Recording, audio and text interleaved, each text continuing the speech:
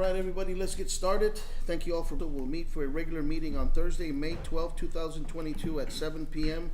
at the Alexander Convention Center, Conference Room 290, North IH 35, Exes Road, Cotulla, Texas. This is an open meeting subject to open meeting laws of the state of Texas. Roll call.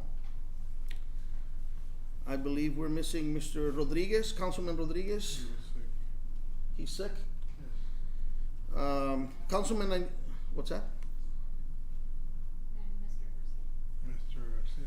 Yes, Mr. Hondo Garcia is also missing, but I was going to go one at a time. I need a first motion to excuse Mr. Rodriguez for being sick out today.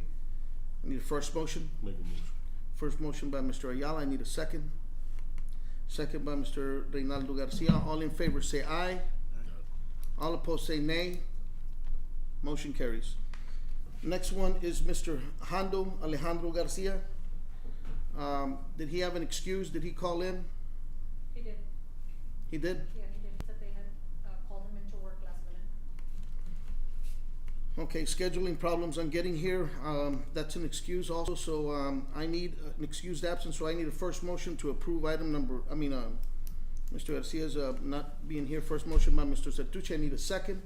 Second by Mr. Reynaldo Garcia. All in favor say aye. Aye. All opposed say nay. Motion carries. Moving on to item number 3. Will everybody please join me in the Pledge of Allegiance? I pledge allegiance to the flag of the United States of America and to the republic for which it stands, one nation, under God, indivisible, with liberty and justice for all. Citizens to be heard. City Council cannot discuss any present issue, nor may any action be taken on any given issue at this time. Is there any citizens to be heard?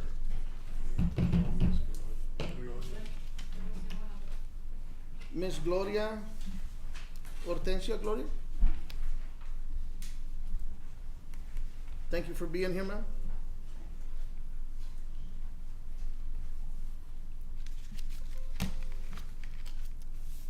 Okay, my name is Hortensia Gloria. Good evening, Mayor, council members, and Mr. Dovalina. I sent a notice to be on the agenda, but supposedly I was turned down to be put on the citizens' request or whatever you call it. But anyway, I have questions on Mr. Dovalina, David Wright, Gerardo Reina, and Mario Martinez. Okay? Mr. Dovalina, Alan Curl has been employed by the city of Cotulla for 1 year and 4 months. He applied for the gas department. He was hired.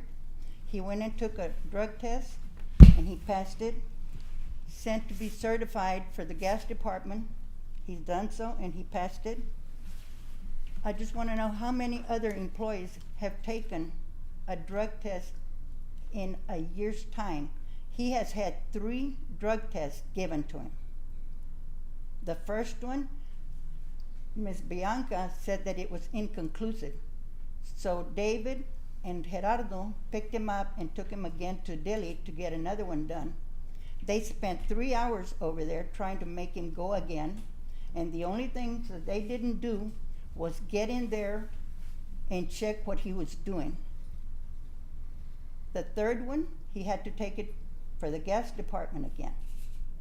Supposedly, whoever is going to be hired for the gas department has to have a drug test. Well, I have not heard or seen anybody else taking a drug test. So I know you can't give me any answers, but I am a taxpayer and I want to know what's going on because it's discrimination, it's abuse, and it's nepotism between the 4 of you all together.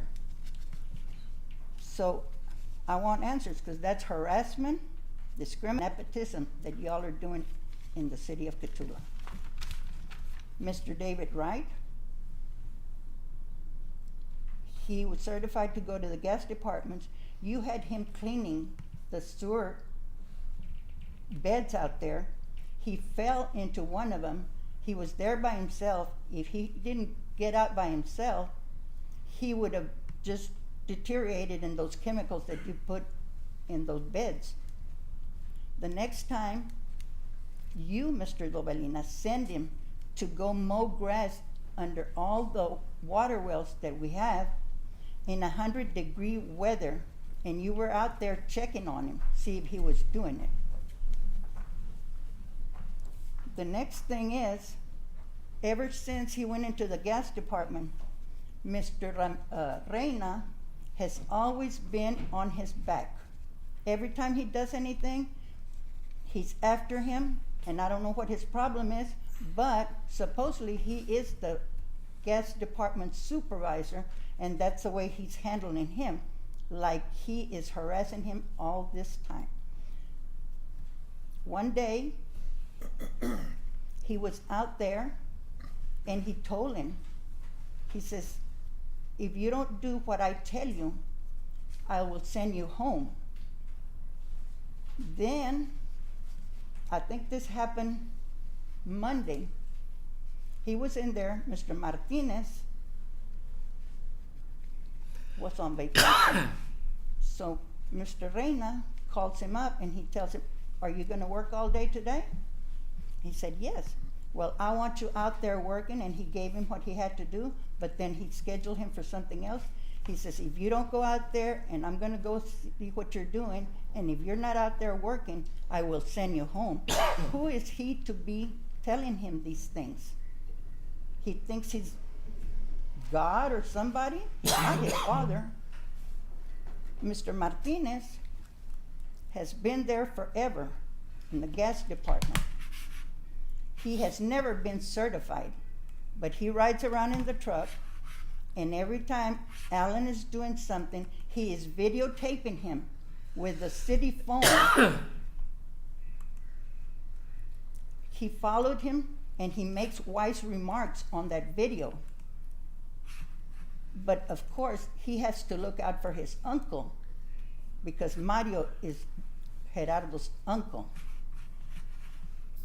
Yes, it is. And if you go and apply for the city, if you're not related to Mr. David Wright, then forget it. An outsider comes to work there, and they give you a hard time so they can make you quit. You have to be related to David Wright so you can have a job for the city. And he wants to be our city administrator. He's too busy taking classes to become the city administrator that he doesn't have time to check on his employees. The last time Mr. Martinez videotaped Alan, they were taking a test, and he was the only one that he videotaped.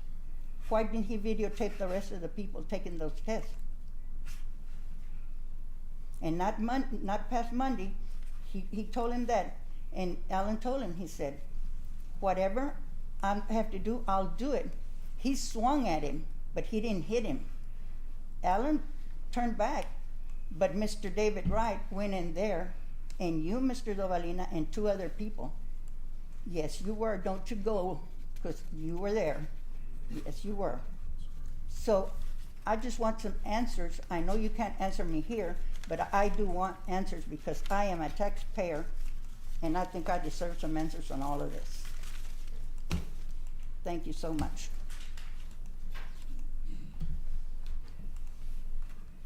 Ms. City Secretary, do we have any other citizens' comments? No. Not moving on to detrimental and committee reports. Code compliance.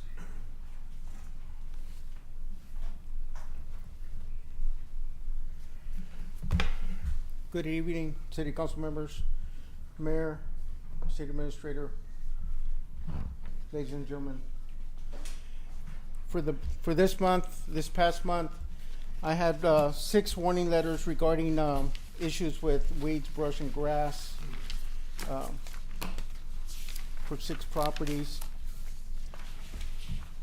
Then I had 4 second warning letters to multiple addresses here regarding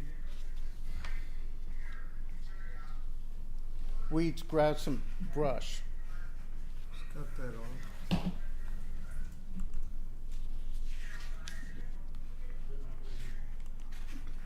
Then I had four follow-up cases regarding properties that were left from the previous code compliance officer. And upon checking those properties were all in compliance. And no further action was taken on those properties. I had one issue where we had an abandoned property other than vehicles, where the easement was being encumbered by someone's personal property. A letter was sent to the property owner advising them of the ordinance violation so they could correct the issue, and since then has been taken care of. Earlier in this month, I inspected the hotel's dumpsters because sanitation department was having issues regarding the canisters being blocked by debris or other items within the confinement areas of certain hotels. The ones that were in violation of the 8, the 2 that I found, those property management persons I met with and have since taken action to correct the measure, and will be finished with the issue of blocking those dumpsters so that sanitation department can effectively clear the canisters without any harm to the workers. There was an improvement and a compliance regarding the easement along Market Street. There was also another property that was in compliance. The individual property owner was taking action and is contacting me regarding his work to make sure he's in compliance. The only other thing we had after that was a public safety concern regarding bees at a residence that were coming from underneath the residence, and the property owner said the bees were aggressive, killing a pet, and then actually chasing after an individual that was walking in the property. Mr. Vasquez, local resident, was able to help with that situation, and bees were removed. And then there was a demolish this past couple of days at the corner of Johnson and Lane, the Maldonado building, that old building, and that structure has been removed and property's been cleared. I have nothing further. Councilman, any questions, Mr. Garcia? I do. I have a couple of questions I can ask. What is the status of Mr. Reyna's right away on the alley? Because he's having a hard time going and checking his water meter. Who? Mr. Reyna on Front Street. Ramiro Reyna. I haven't heard anything. I have given you instructions to write him a letter about that fence. The ordinance in the fence requires that he not fence the water meter. And the gentleman that owns the One Stop has illegally constructed a fence that is not in compliance with the ordinance. And he needs to remove the front part of that fence, as all the other fences around town that exceed 3 feet in height on the front side of the houses. All of them. Yes, sir. They're all illegal. I'll follow up with that one, sir. I Okay, apologize. keep me posted on that one. And the other one is on the state inspection stickers, or no, the city inspection sticker for the amusement machines. I believe they're not, the city doesn't have a sticker for the machines? Regarding stickers from the city? Yeah, can we go ahead and start doing stickers to the machines itself? Yes, you can. What I ended up finding was there's a business that provides stickers to establishments or cities or entities that you can create your own stickers, Okay. and you can customize them how you want, and it's just a matter of implementing that. But with the city, like yourself, when they come and pay for each machine, you go out there and input that sticker on that machine itself. You know what I'm This saying? one. Yes, whatever Yes, stickers you well, can we don't have these. Okay. Yeah, But will you have it in the future? Yes. Okay. So. Any other questions, Councilman? No, sir. all right. Mr. Garcia, thank you very much for that report. Water and wastewater,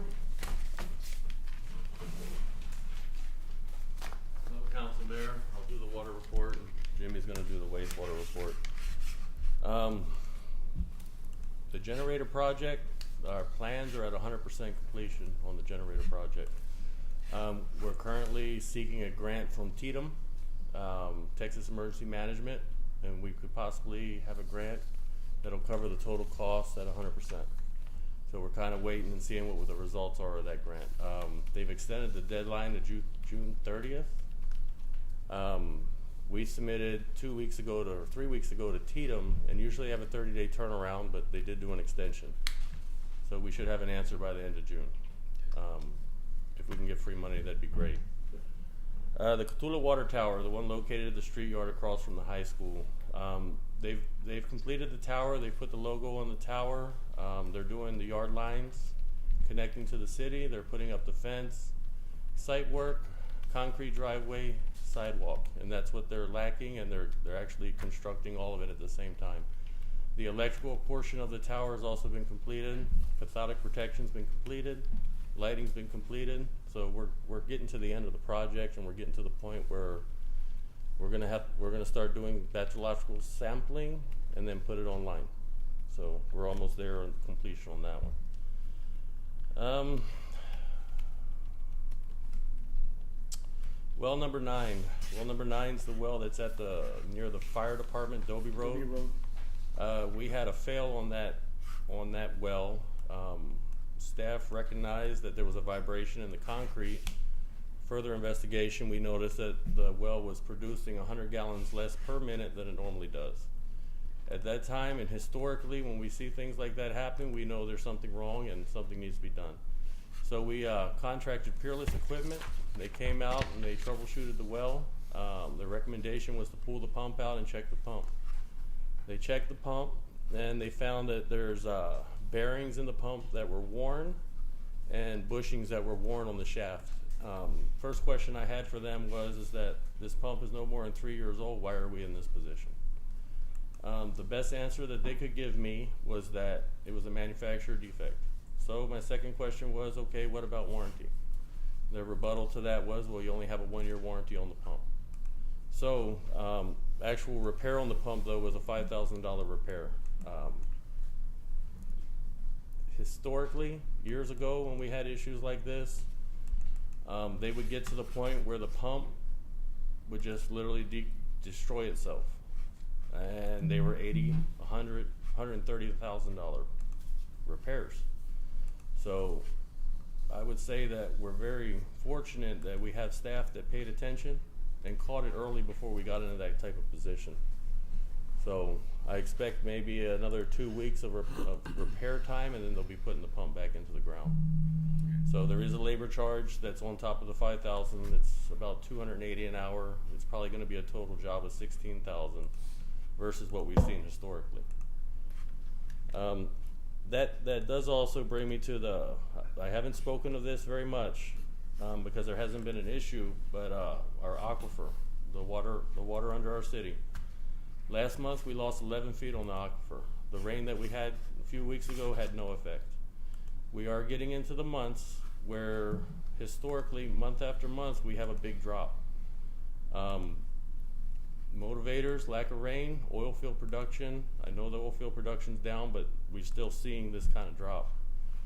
I would say since 2008, when the oil field came in, our water table was at 210 feet.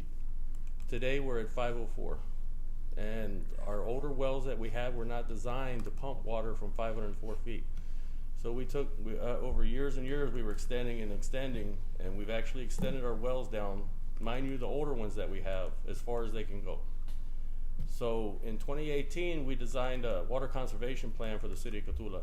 Actually, Stacy Berna had a big part in that. And we set we set like a water ration or excuse me.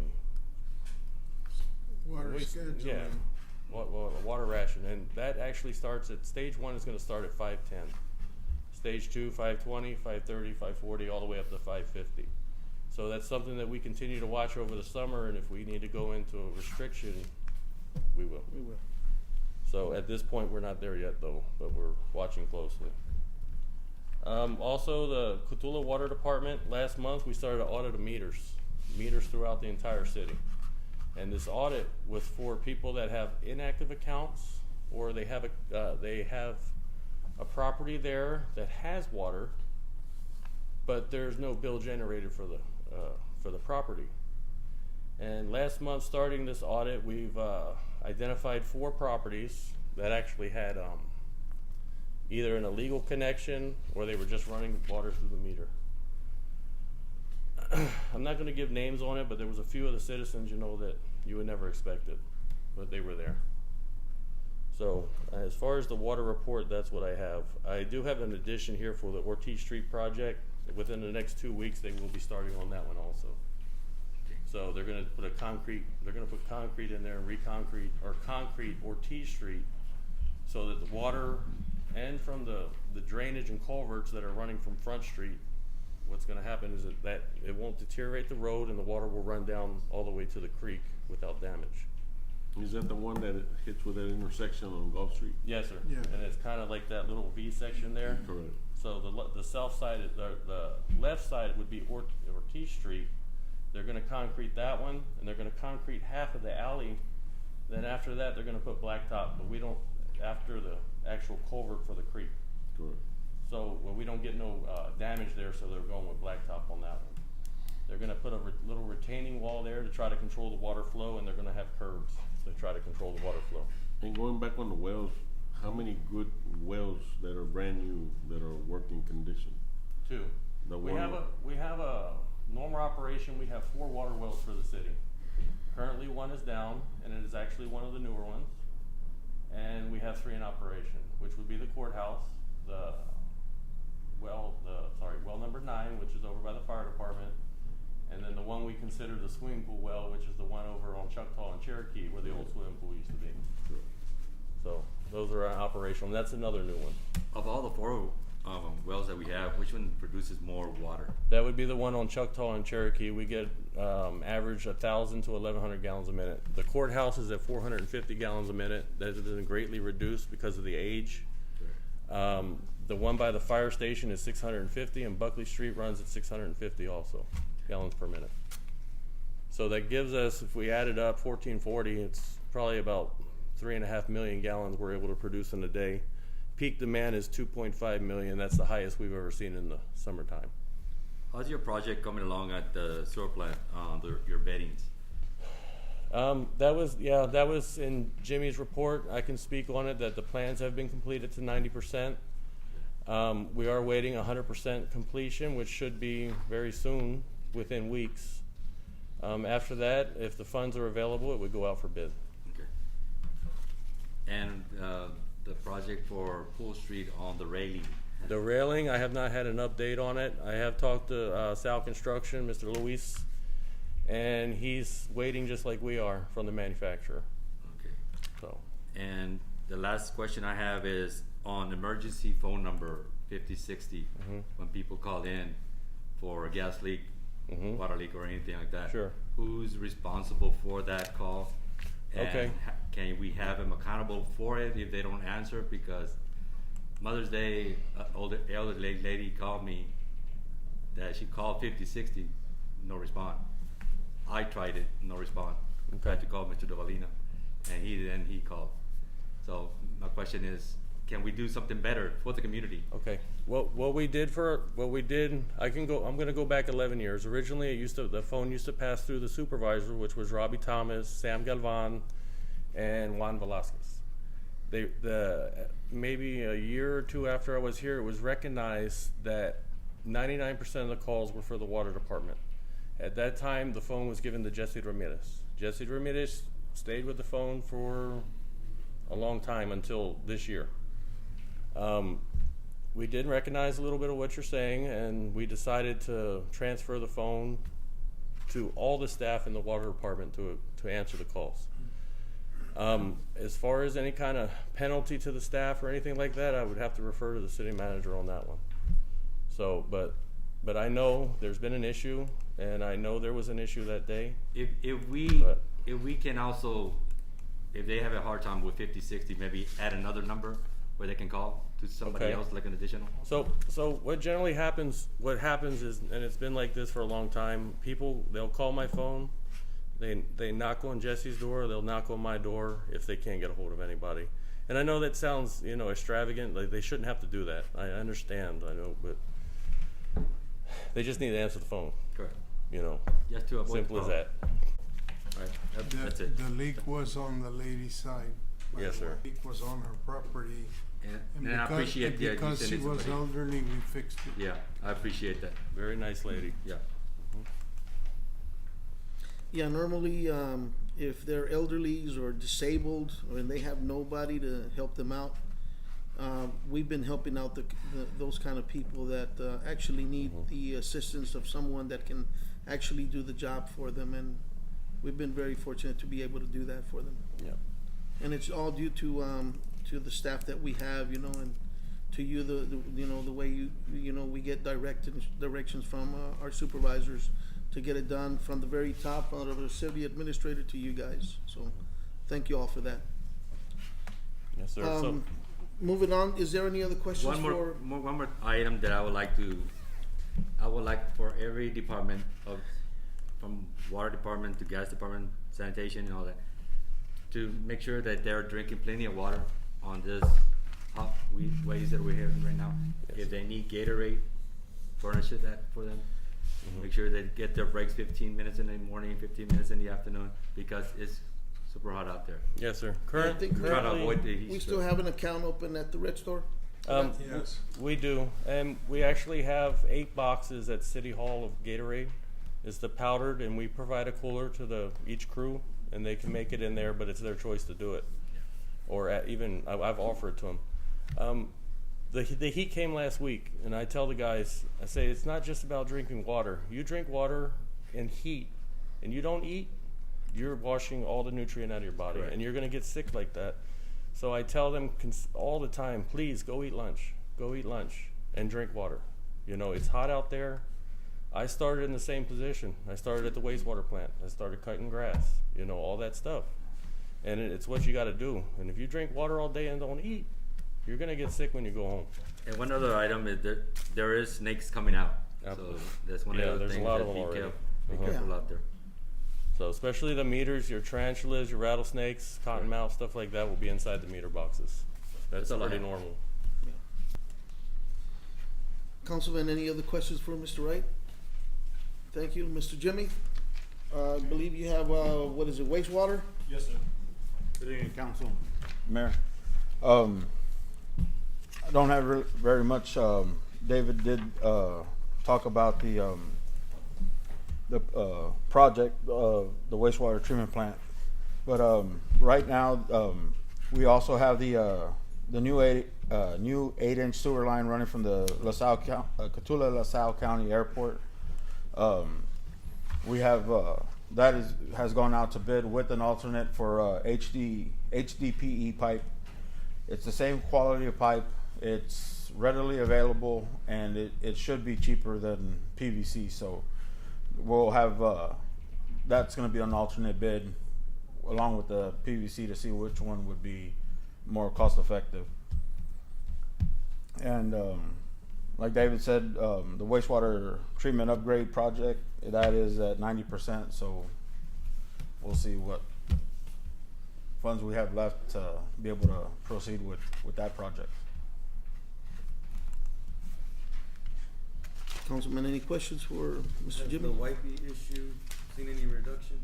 A small amount. It hasn't been a drastic amount, but I'd say maybe about 15 to 20%. I'll keep on reminding them. All right. Thank you. All right. Thank you. Thank you, Jimmy, for that report. Gas Department. I'm going to give the report for the gas department. I have 3 items to speak about in the gas, and of course, I'm sure there's going to be some questions. Last council meeting, the council approved Energy WorldNet to do training for the gas department. That training is going to start on Monday. Right now, currently on staff, the only one that is fully trained and certified in the gas is Geraldo Reyna. There are 23 classes that need to be taken.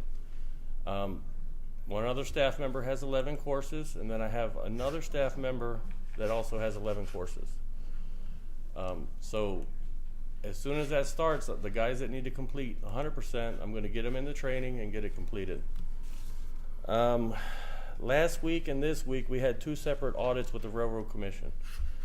Both audits, which is a total of 3 that we've had recently, have been excellent, and there's been no issues. The one last week, it went great. The Railroad Commission, the gentleman, he actually complimented us on how well we did, and that's rare. And then I asked him the question, since he was giving us a compliment, I asked him, I said, well, how do we compare to the other cities? And he's like, oh man, no, you guys are totally way above. So that was a good compliment, positive compliment. So it says a lot for for the staff here. So the last thing is, about 2 months ago, we had a leak survey. And we did a leak survey. We contracted an independent contractor to come and do a survey of the entire city. It's something that's also required by the Railroad Commission. This company found 73 leaks. These leaks are grade 3 leaks. I explained what a grade 3 leak is in the last meeting. You have 3 years to complete a grade 3 leak. Of course, we don't do that. These leaks are 90%. There are cutoffs on the meters that have a little tiny stench coming out of them, a very small amount of gas.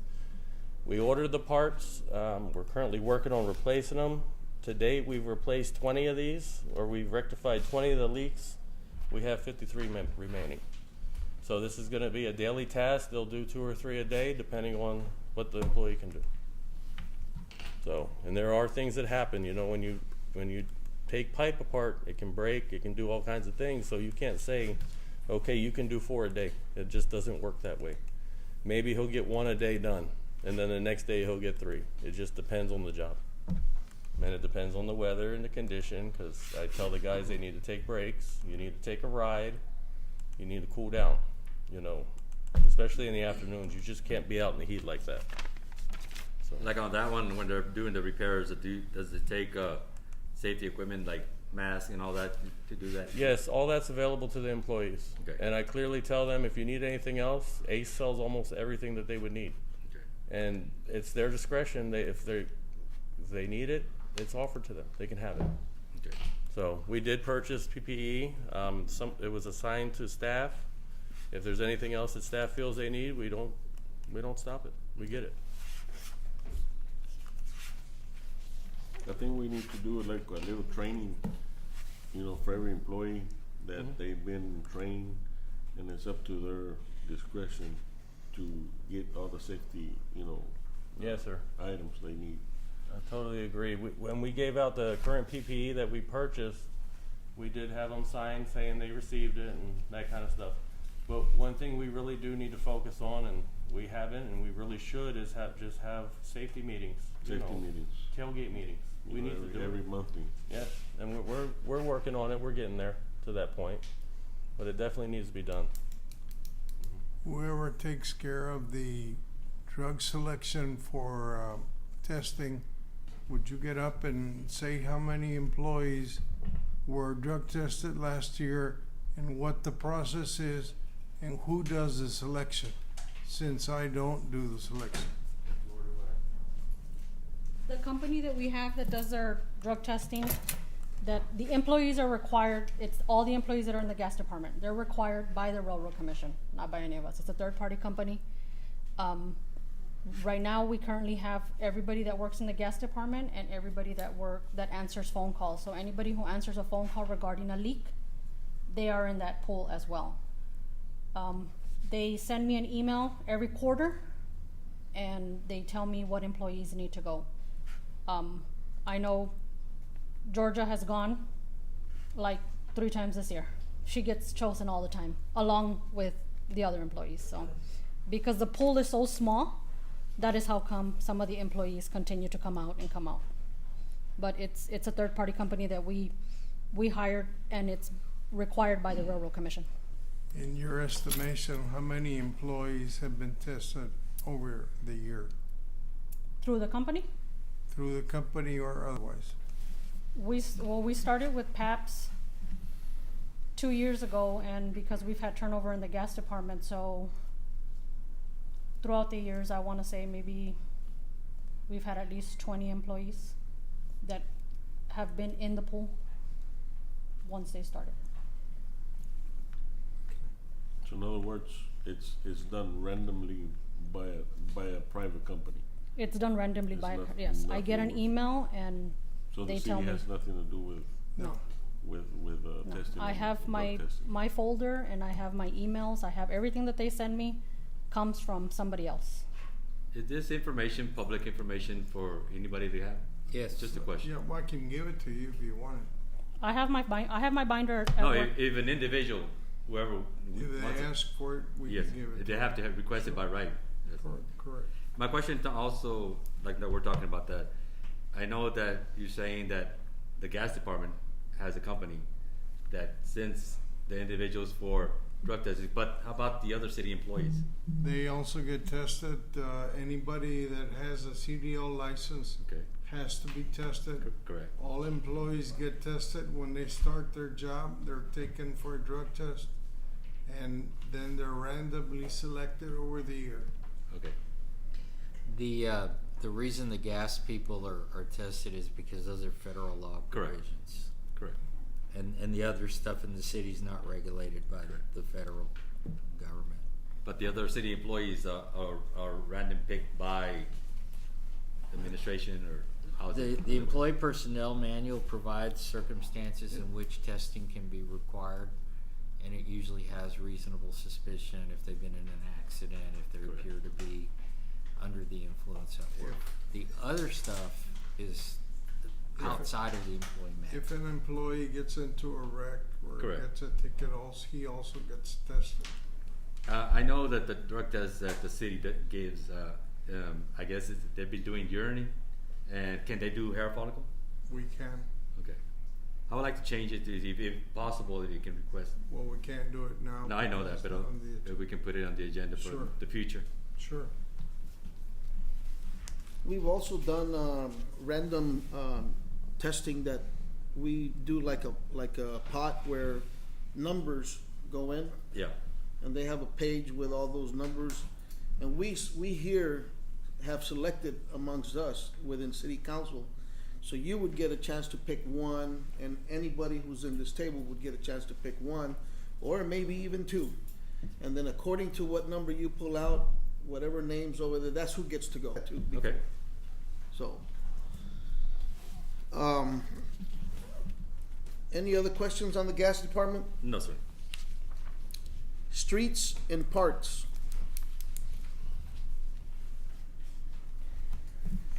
Good evening, Mayor, City Council members, Mr. Dovalina. The City of Cotulla hosted a trash-orama cleanup, which turned out to be a very successful one. 5 40-yard containers were full of miscellaneous debris, and over 600 regular tires were collected at the site. And also, City of Cotulla personnel utilized the walk-behind saw to cut a square of asphalt and refill the patch with new material of cold mix asphalt on the corner of Frio and Crockett Street. Also, the City of Cotulla personnel, under the direction of the code enforcement officer and I, cleaned out a backyard of a residence that belonged to an elderly citizen. We removed a pile of miscellaneous debris from 506 3rd Street, and the customer was Beto Martinez. Also, City of Cotulla personnel removed 102 regular tires from Mustang Creek that were just disposed there. City of Cotulla personnel utilized the Z-Track mowing tractor and weed eaters to cut Frio, Baylor, Pecos, Highway 97, Leona Lane, and Goodwin Street. They also did that. And City of Cotulla personnel also removed weeds and grass from the flower bed and trimmed the shrubs, utilizing, and that's all I have. Any questions? Question about the limb thing, what's the holdup on the limb pickup, limb brush pickup? You're gonna prepare an ordinance for us to do, Steve? On the limb pickup? Yeah. We need an ordinance to get it on the agenda. I didn't hear the question. Oh, He okay, so wants we to had do a limb ordinance where you cut them 3 feet or 6 feet or whatever it is. If they're to So be we're picked gonna up. pick them up, Yeah. but we need to get the ordinance to get them approved. Yeah, usually you can do that, or you just don't pick it up unless they're cut. He You know, wants, the- he wants to pick it up. Okay. Is that, do we have a policy already on bulky items with the solid waste? Okay. No. And is it only limbs you wanna address? He wants to address the limbs, Okay. but anything that they can safely put in the containers should be placed in the container. Okay. Yeah, we've only done it before, when we've had like high winds, thunderstorms and stuff like that. We've helped out the community, by picking the help of the county as well. Yeah. But we've never had what you're asking for, that you want something scheduled to where we do it every month or every other month. Is that what you're asking? Yeah, that way the citizens can clean up their yard, leave it there in the corner, and then somebody come pick it up. I know the county Correct. does it for a lot of the places, but some people have approached me asking why doesn't anybody pick up my limbs, and well, they're part of the city, so that's why we would be the only ones that I think could do it. I've seen it happen in bigger cities, and I thought it was nice. We have a regular crew that comes around and picks up our Mr. limbs. Garcia, we do try to, as we get service orders, we go and try to do Yeah, the service usually on the that. customer calls it in The and he customer gets a calls service order. and to So the anybody office. can No, call he in. wants a regular Anybody can But he schedule. wants a regular, And yeah. then we go, without as long as having they're to in the call. easement, my guys will pick them up. And we usually try to do it on a Wednesday because the brush collection is open on a Wednesday. Okay. And But we we can u- still we just kinda, take limbs to the, Yes. to the. Just Coordinate as with the spot. county, we kinda Oh, coordinate with the there's county. some- Which I've I've done. Yeah, done. because They don't commissioners have help me out a trucks. lot too. Alright. So, Yeah. so we won't be at the same, both at the same location, so. Okay. Well, I mean, I don't know if an ordinance is necessary if it's Yeah, already it been is. done, but if it can be done and they can count on it, I think it would be good. It can be done so we can schedule a pickup. So the way that the process works now, if you lay out limbs next to your trash can, they're not gonna pick those up, right? Right. If they're on the right of way. Okay, so if you put a can out and the limbs next to it, that doesn't get picked up. No, If you stuff them in your can, It No. won't be No, they picked won't. they'll No. get taken out. okay, even if they're 3 foot, Right. okay, all right. Only trash. Well, thank you for the clarification. That, Any other questions for Mr. Thomas? If not, Mr. Thomas, thank you very much for Thank that you. report. Thank you. Moving on to sanitation. Mr. Martinez, thank you for being here. Thank you, sir. Thank you, Mayor, Councilman, Mr. Duvalina. The transfer station solid waste April monthly report. The city roll-off made 33 total trips. 32 of them being to the city of Laredo and 1 to the auto salvage in Pearsall, Texas.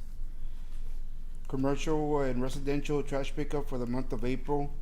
We had 546,960 pounds of trash picked up, which is the equivalent of 273.48 tons of trash.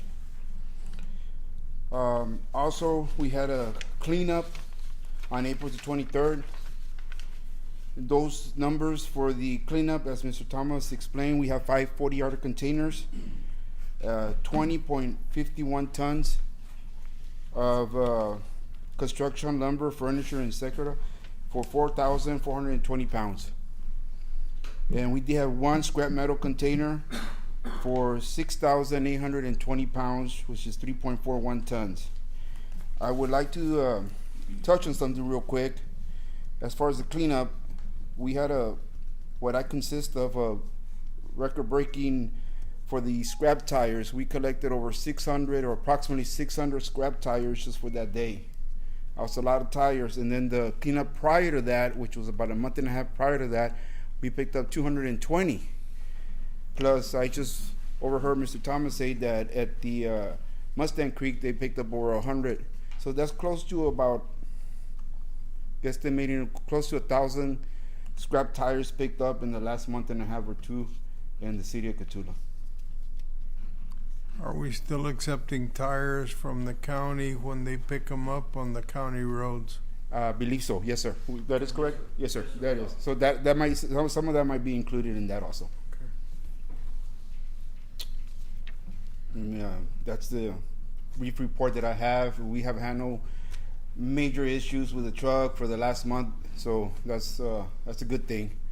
Other than that, everything's running smoothly as far as the sanitation. Was that trash truck fixed up? It's down for a week, but they fixed it. Yes, sir. So we got 2 working. Three. We got 3. We have 2. They're always en route, and we have 1 as a backup. I have a question. In regards of the amount of tires that they've been picking up, is there a company, probably in San Antonio, that takes the tires and mulches it up into the millings and uses it for asphalt? Not without a fee. Is it? There is a fee on each tire that was sent, and there's a company in Laredo that's called UTW that charges us a certain amount of tires. Okay. We generally dispose of passenger tires, and we stay away from truck or tractor tires. Right.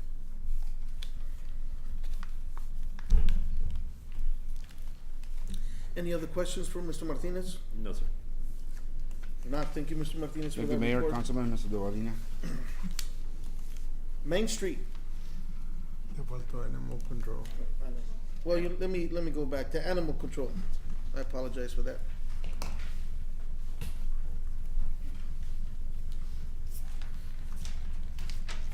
Good evening, Mayor, Council, Mr. Dolino. For the month of April, 16 dogs were picked up and placed in the animal shelter.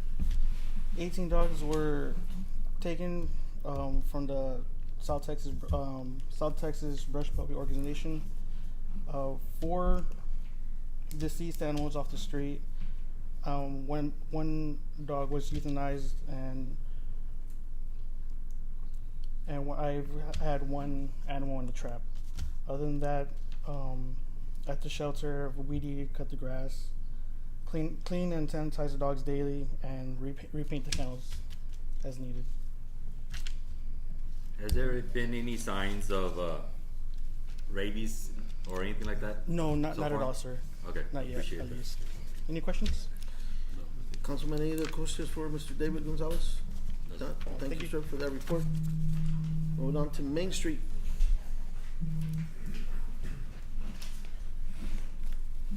Good evening, City Council members, Mayor, Mr. Lovelino. For this last month, for Stockman's Bank Phase 2, the furnishing designs for upstairs is taking place right now. We're working with a couple of companies, and we're setting up meetings to go ahead and pick furniture for that. As we've mentioned, as I've mentioned before, the downstairs we're hoping to be a permanent or traveling exhibit for Camino Real, so we're actually working with Briscoe Conservation to go ahead and get that started and hopefully be just a way for also the things that are in the museum, things that can't be exhibited, that they could be able to be placed there. Briscoe Conservation, where I'm waiting for a follow-up for the Camino Real marker that's on Highway 97 right before the tracks. It's a little, if y'all haven't seen it, it's like kind of yellow, can't really read what it's saying, so we're kind of working to go ahead and get that refurbished. For the Cristo Rey project for the nomination, Terry Myers had to reschedule for her oral history, so she'll be here May 25th through the 28th, and she will actually be performing those oral histories at the Elder Nutrition Center on the 26th and the 27th. And that's something that she did whenever she came for Plaza Floritas, and that it worked out well, so we're going to go ahead and do that again.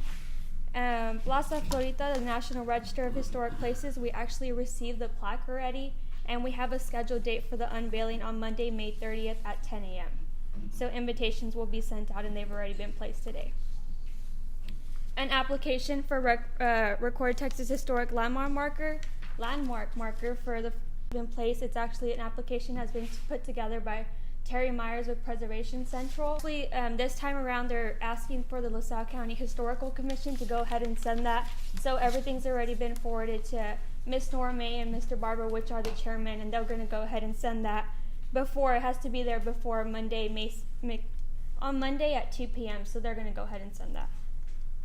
And then as far as the 4th of July celebration, the planning is in the works. It's actually going to be a joint effort between the city of Cotulla and the county.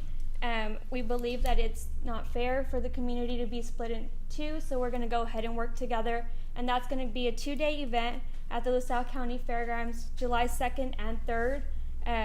A complete lineup, music lineup, will be finalized sometime next week. And then the parade will also be the kickoff for the 4th of July celebration, which that'll be that Saturday at 6:30 p.m. Is there any questions? I know I kind of flew through that, but So the city and the county combined yes, together. yes, for one celebration. And like I've said before, the fireworks have already been purchased, and that's a 20-minute show. Is the celebration only for 1 day or 2 days? 2 days. It's a 2 days, the 2nd and the 3rd. And The fireworks will take place on Sunday Okay, at approximately around 9:15, 9:20. excellent. I have a question on the Camino Real marker that you mentioned close to the railroad tracks. Do you have to deal with TxDOT, because apparently TxDOT is also There is involved with that? there is a Camino Real Association, and we do have to deal with TxDOT because it's on TxDOT's right away. Yeah. But the person that takes care of what it says is actually in Nacogdoches. Okay. Briscoe Conservation is just going to go ahead and help us with that because he is a part of the Community Rail Board, so that's why I mentioned Briscoe Conservation. Are there any other questions for myself? Any other questions, No, sir. Councilman? Thank you. Have a good Now, day. Ms. Carina, thank you very much for that report. City Administrator. We are finally working on the sewer line that's coming in from the airport, and we're exploring the possibilities of gathering a loan and having it paid by the airport in order to construct a new hangar at the airport, because it'll establish additional tax base for the community. If an airplane is homed at the airport, it gets added to our tax rolls. And there are several airplanes that are worth $20-30 million that come into the airport that want to keep the planes here, but they can't because of the hangar.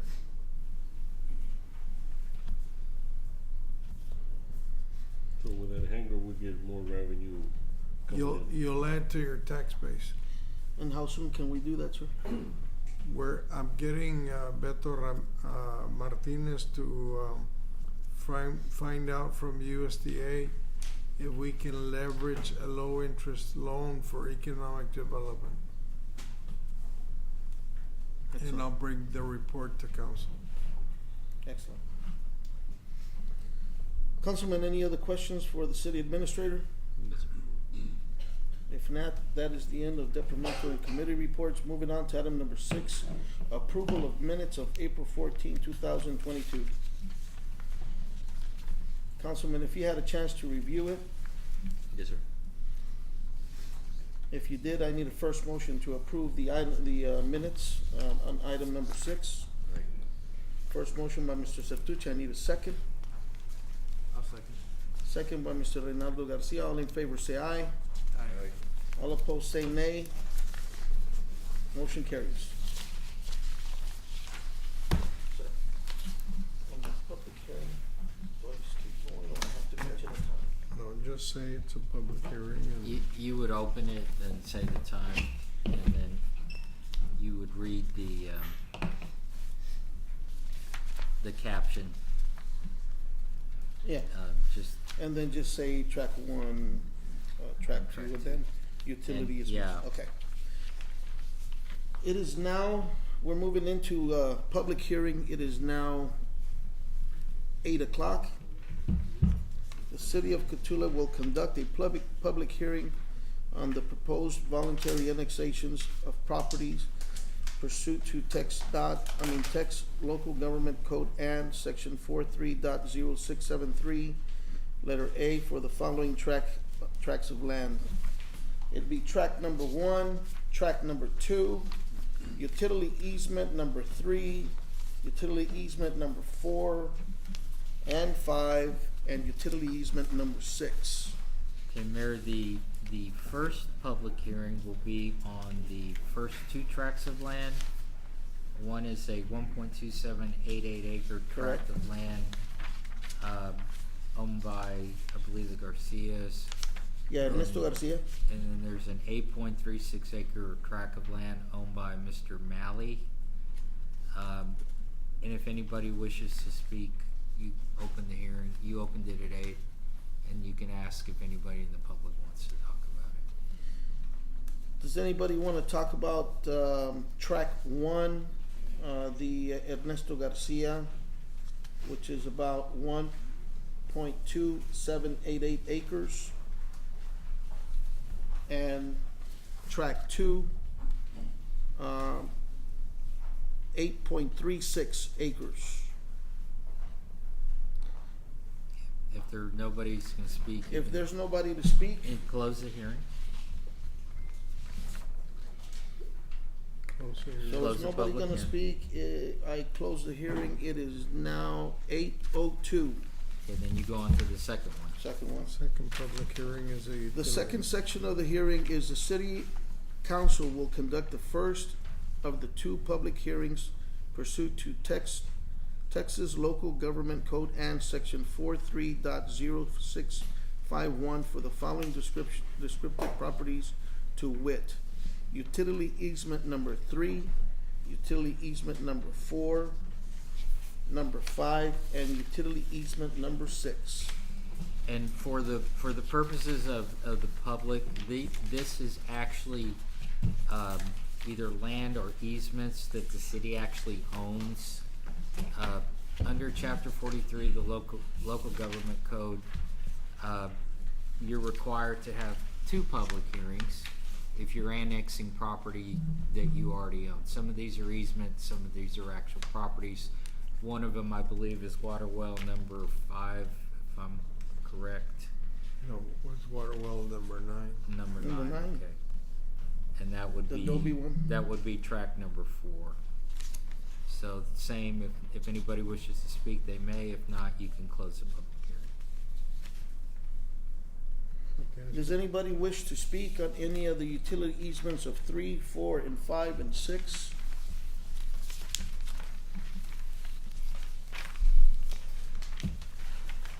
If not, I close the hearing. It is now 8:03. Hearing is closed.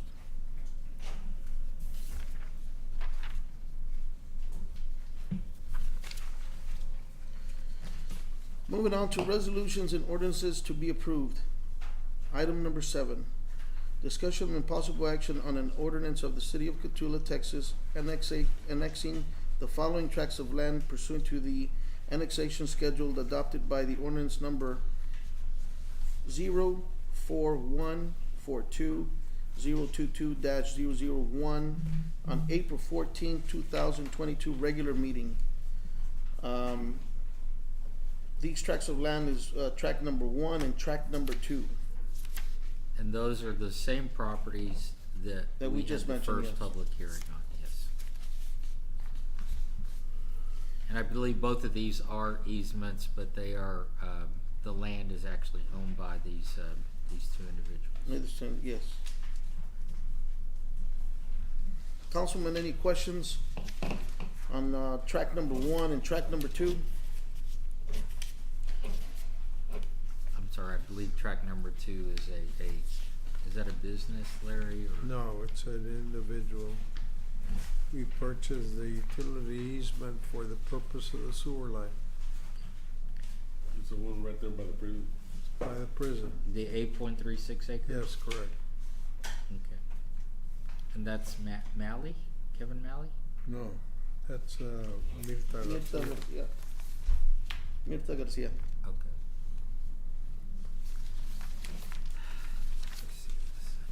If not, Councilman, we've talked about these tracts of land before. Today was just ratifying them and approving the annexations. I seek a first motion to approve item number 7. First motion made by Mr. Sertucci. I need a second. Second. Second by Mr. Gilbert Ayala. All in favor say aye. Aye. All opposed say nay. Motion carries. Moving on to item number 8, discussion and possible action on a resolution of the City Council of the City of Cotulla, Texas, consenting to the inclusion of municipal territory in the LaSalle County Emergency Service District Number 1, consenting to the inclusion of the municipalities extraterritorial jurisdiction in the LaSalle County Emergency Services District Number 1, providing findings of fact, providing for open meetings.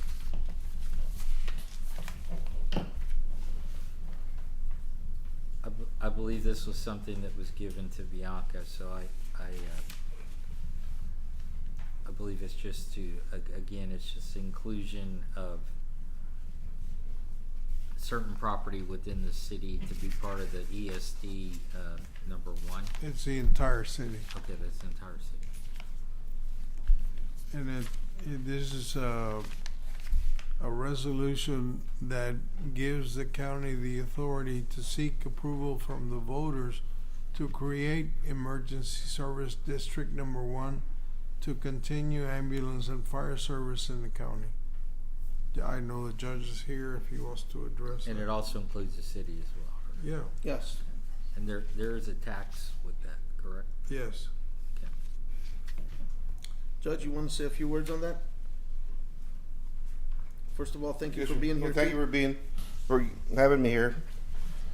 Back in 2015, we passed a sales tax for ISO outside city limits, and it passed only by about 5 votes. But I wasn't happy with the notice requirement, so we didn't impose it. But because the sales tax would reduce the property taxes as well. It's not the first time we've done it. So the fire department takes about $5 million to run, with or without. There's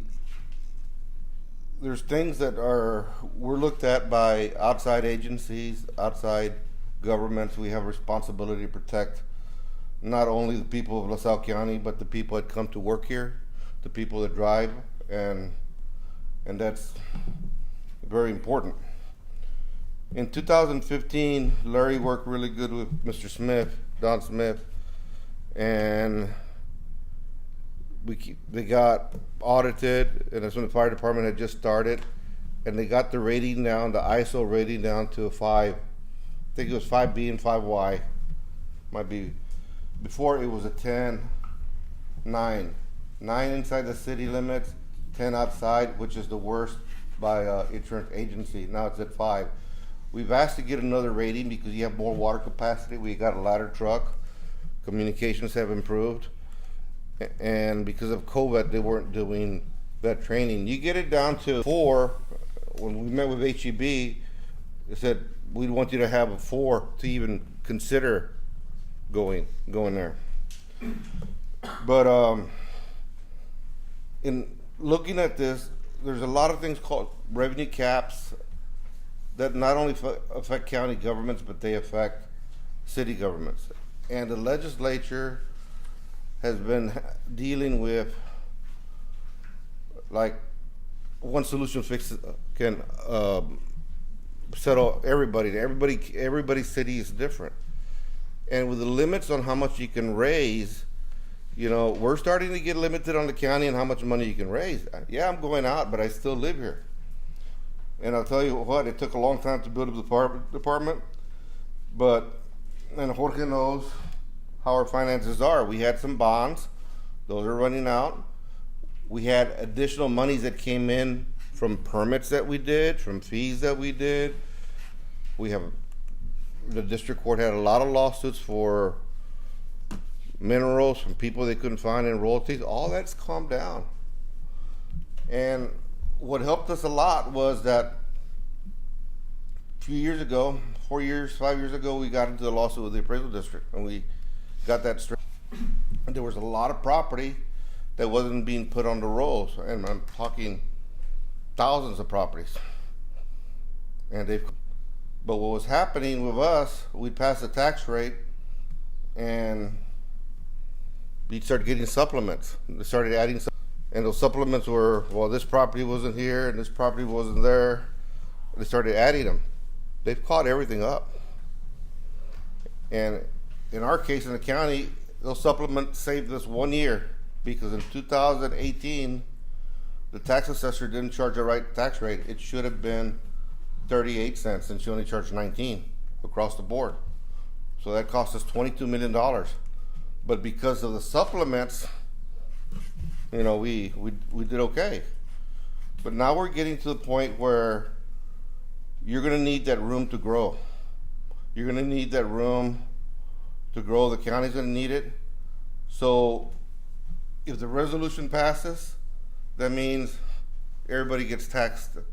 The county doesn't charge the tax for the fire department because it just wipes it out. If it's 10 cents over here on the county, it's 10 cents separately. So the benefit washes out. It just frees the county that ability. Two options. The Commissioner's Court can pick the members at large, or you can go to election. You know, that still has to be worked out with the attorneys, depending on how we are.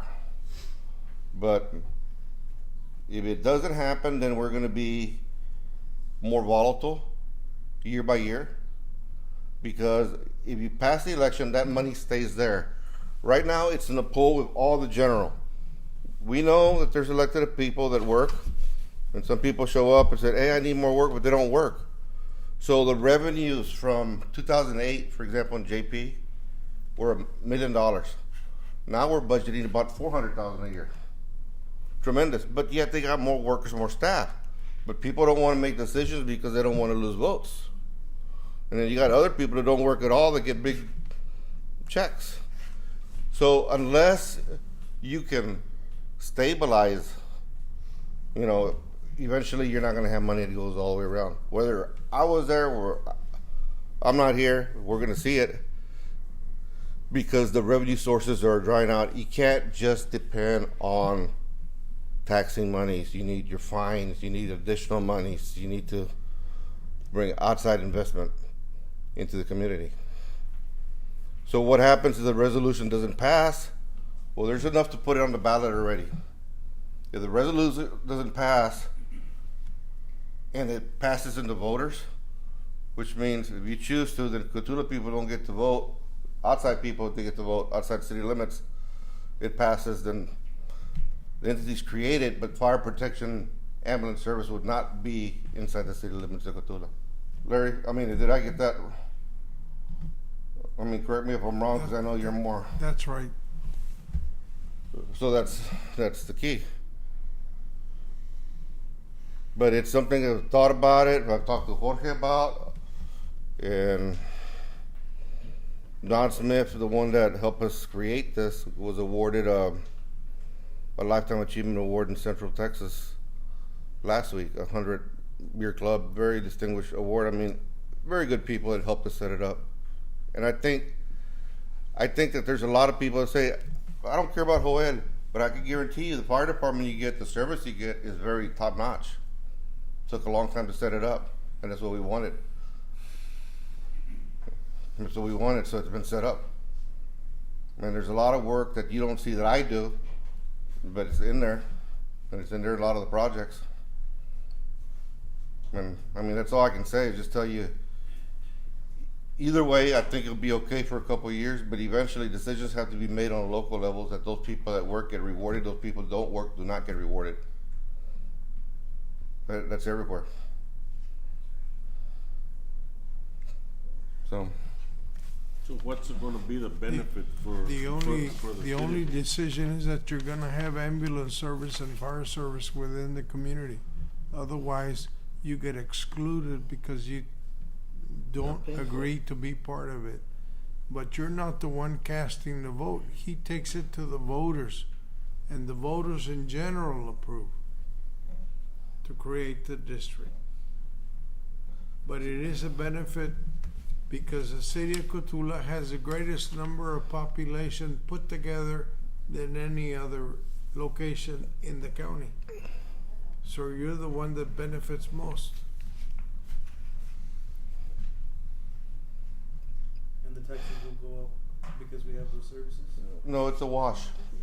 It goes down on the county and it comes over here as a separate entity. So what fire department is it gonna be under LaSalle County still, or is it gonna be privatized, or? No, it's still It's its a own government entity. Yeah.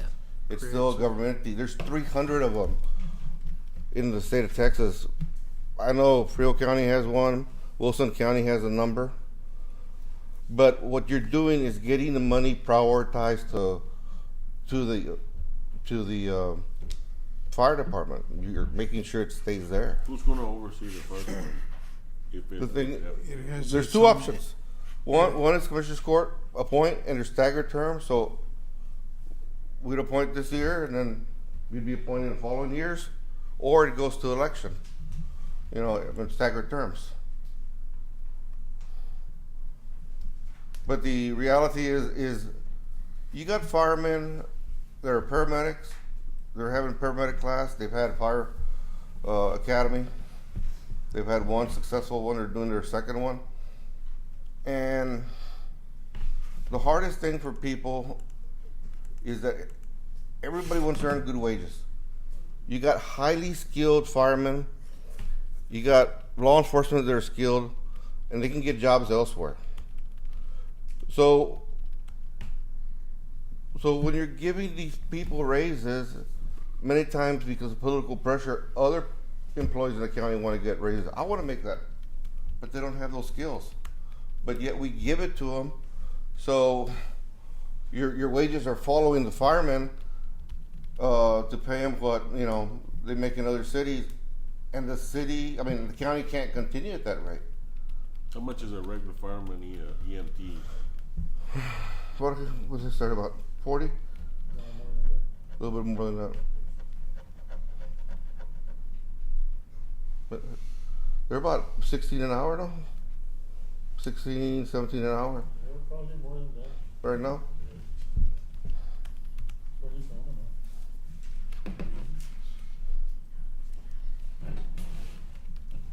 Councilman, do you understand what the our county judges? I need more information broken down or written down in a lot of areas, and I would like to, in my opinion, table this because I would like to get more questions. I got more questions to ask, but I need more information, especially written. Well, the resolution's there, and it just go. If it doesn't go, it goes, and nothing's serviced, then you can always contract.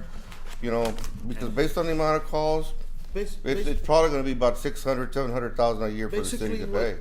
Basically, what we're doing is we're giving consent to the county to do an election, okay?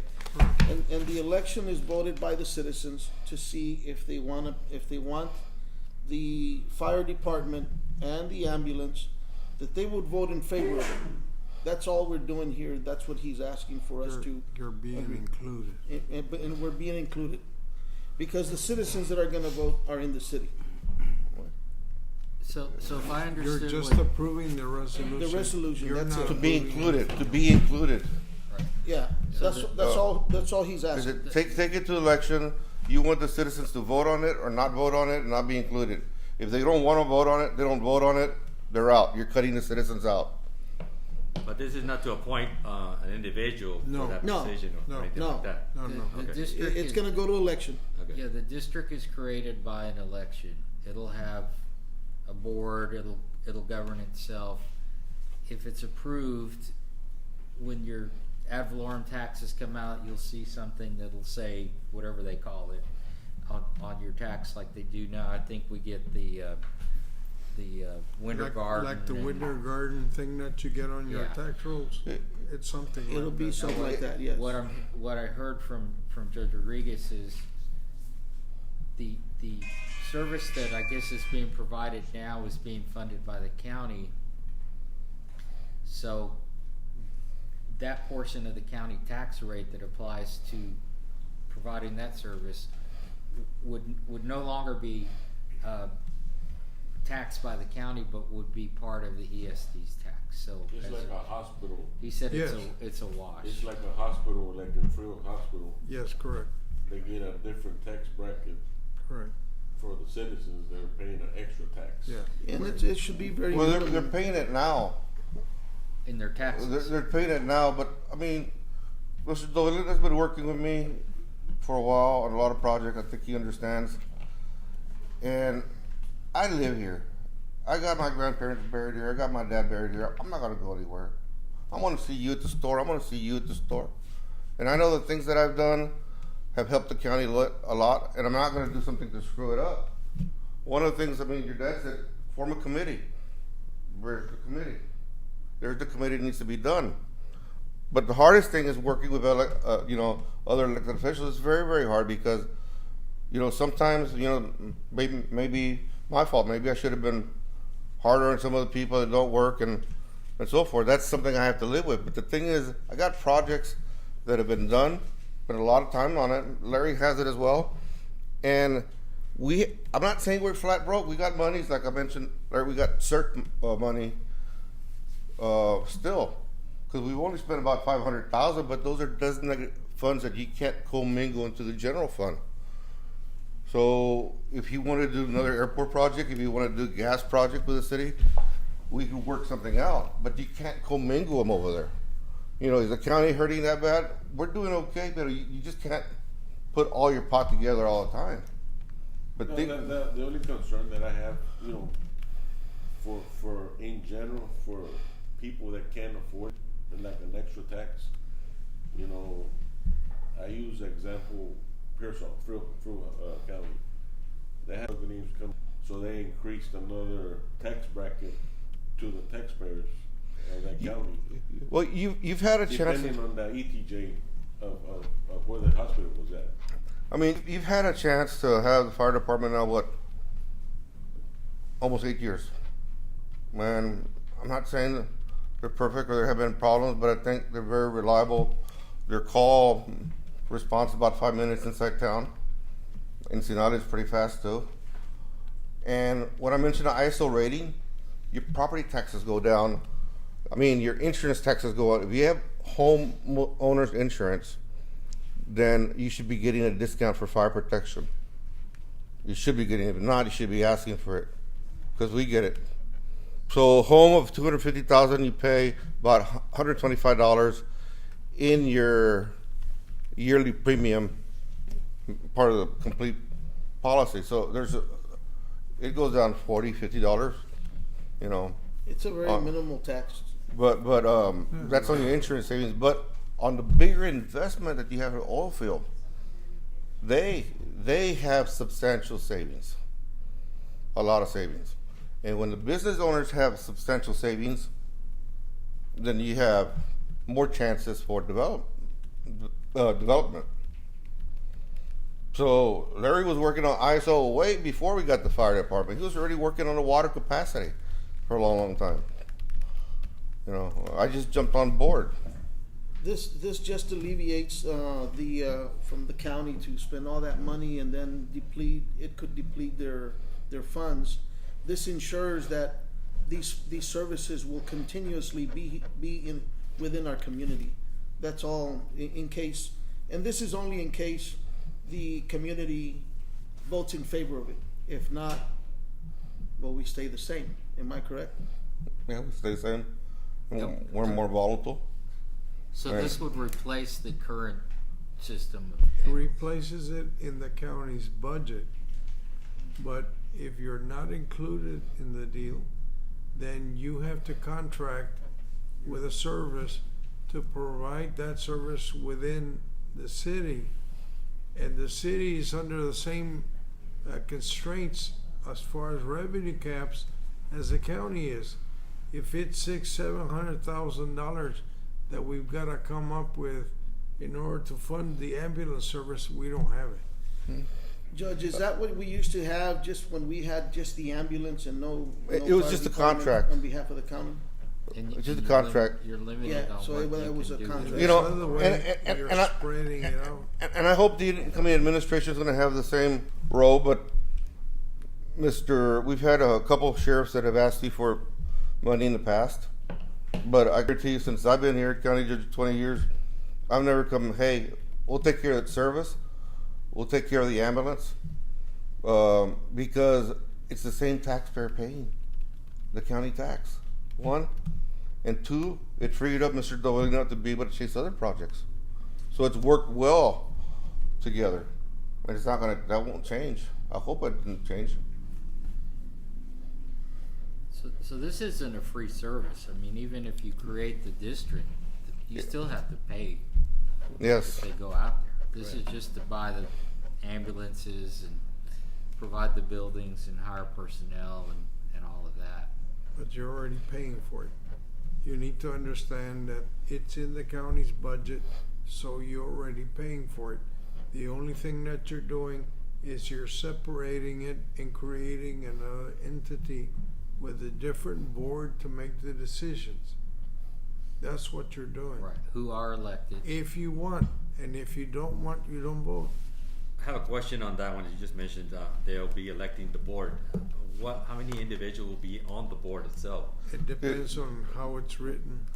I think the initial board is 5. Initial board gets appointed by the Commissioners Court. After that, it gets elected, or unless it goes to where the Commissioners Court appoints it, and then it'd be staggered term, every 2 years. Instead of the Commissioners Court appointing, can they just put their names, like whoever wants to run for that position? It has to be created first, and then from thereafter, they'd have to run. Yeah, correct. Like the water district, they'd have to run. Just as long as that isn't put it on that item. It could be done. That's one of the questions I have, because if they're going to create a committee without, like you're saying now, they're not going to elect it, but make sure that whoever wants to run for that position puts their name in it instead of selecting by commissioners. Just make the board elected. Correct. Yes. The whole goal in doing the board is making sure you got people that are competent to understand, fire protection. That's always the key. What I would like to do, I'm just a city councilman, but I would like to have more city citizens to be involved and explain to the public what we're trying to do. What's going to happen here is you have a chance on a resolution, yes or no. And then after Ensenada goes next week, then the petition comes Commissioner's Court, and then there's a public hearing, or 2 public hearings, or 3, and then That's when you it goes. It goes on it. Because I can tell you, there's a couple of commissioners that are hurt because, hey, I can make a decision, but we're required to have NIMS training, 100, 200 by DPS, 300, 400, which is the National Emergency Management System, and I think you've had it, Raul's had it, and if they're not even getting that training, how can they manage fire department if they've never read the operating manual? If you're going to take these roles, then you got to make sure you do these things. But the Commissioner's Court still has input right now.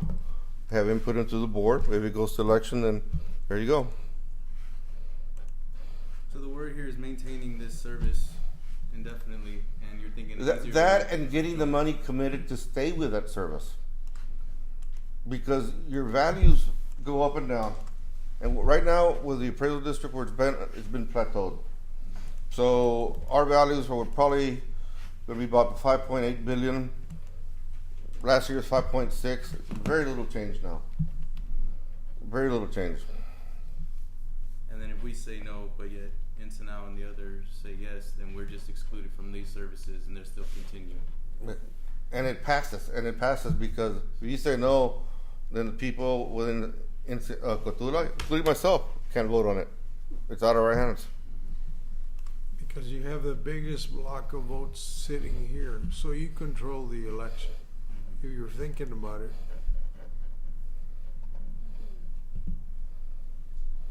And when they formulate how they're gonna put the thing up for a vote, that's when you can have input into what he's saying about having an elected board instead of an How appointed fast board. do we need to make a decision for that? But you can do it today, it doesn't do anything. It doesn't make it or anything. It'll just be on the All ballot. you're doing, Right. it's gonna be on the ballot and you're gonna be on the ballot. But you're not making the decision, the voters are making Voters the are the decision. floor. So basically, you're just giving the people who Okay. live, You're who just live in giving the a city the nod. right to vote Yeah. up or down on it. You're not committing any, even if you wanted to, you can't commit to anything, cause this is another political entity. Councilman, any other questions? Is there any more for me? I only have one, like I mentioned, from the, of the 5 individuals that's gonna be on the board, or be on the ballot to be elected by the public. Are we gonna have a say-so with the county also for No. that election, or no? No. We're just giving the okay. Yeah, I know that, I know we're giving the okay. But in this election, the ballot, the board members are not on the ballot, are not on ballot. I mean, Commissioner's Not the Court. first board. If Not you the ha- first board. If you have if you pass a resolution, you can ask to have town hall meetings so that it's explained to the general community what you're gonna do. And then you decide whether you're gonna vote for it or not. Okay, that'll work. That'll work. In 2001, the county was involved with the Winter Garden Water District to set it up. It was Jimmy Patterson. And I think Jimmy selected his people. And then after that, he went through elections, and now, you know, we have a couple of people that represent LaSalle County on the board. And if someone wants to run, they can do that. But that's a bigger district. But it's just one of those things that, yeah, we're fortunate to have a lot of activity, but some of the other sources of money, like crossings, you know, pipeline permits, all those are down. I mean, most of the infrastructure's in already, so you're not going to see as much like we did, you know, in 2012 and 13 and 14. You'll see some and some renewals, but not the activity. But it's sustainable. That's what you want to try to get to, where you're sustainable. And don't get me wrong, you know, LaSalle County has one of the best fire departments in South Texas, you know, and we see that we have a lot of new infrastructure being created. The only thing that worries is about another tax bracket. You know? Yeah, it drops over here and it comes over here. And that's where, you know, certain people, you know, I'm talking in general, some people can afford to pay more taxes and some don't. You know, some are fixed, you know, with a fixed rate or a budget. You know, especially for the elderly people. You know, that's what my concern is. It's not going to affect them.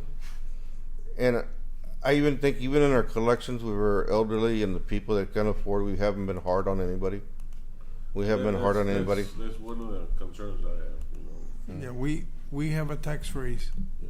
So nobody over 65 is gonna see anything greater than they already do.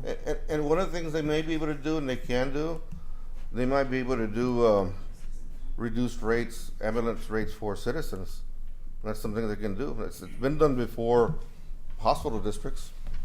I'm sure it can be done over here also to give them benefit.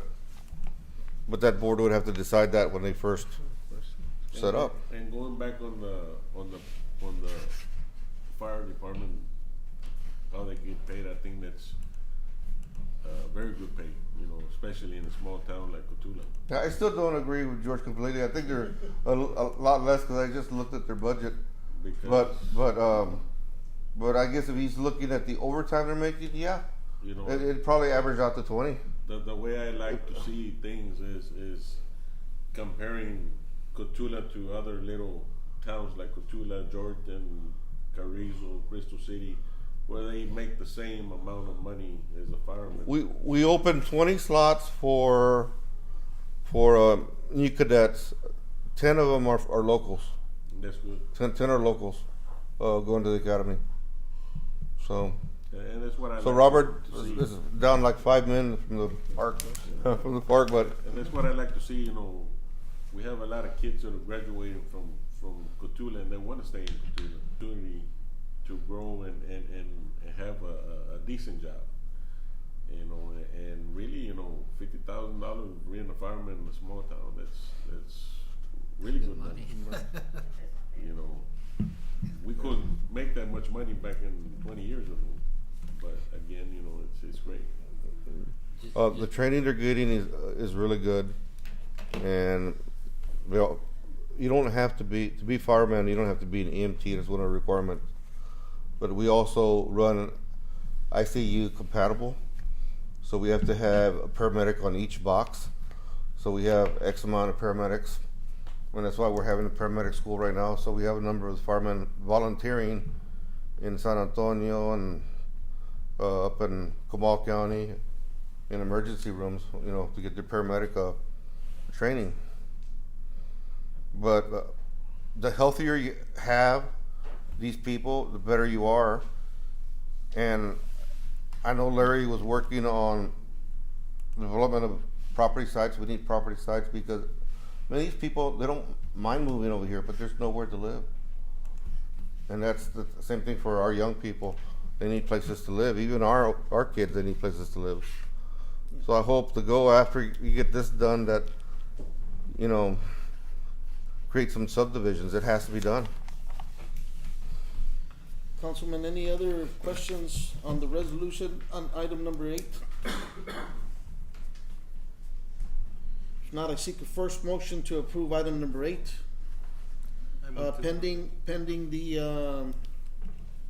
Pending that the resolution does state what Mr. Sertucci was saying about holding an election for the 5 board members to be elected when the first board is done. I'll make a second. Yeah, the whole mechanism for setting this up is set out by statute. Correct. So we can't do anything here. The judge did a good job of explaining the purpose. That, yes. Basically, you're just sort of ordering an election Basically, that yes. you're not going to conduct. Correct. It's going to be on the ballot. Correct.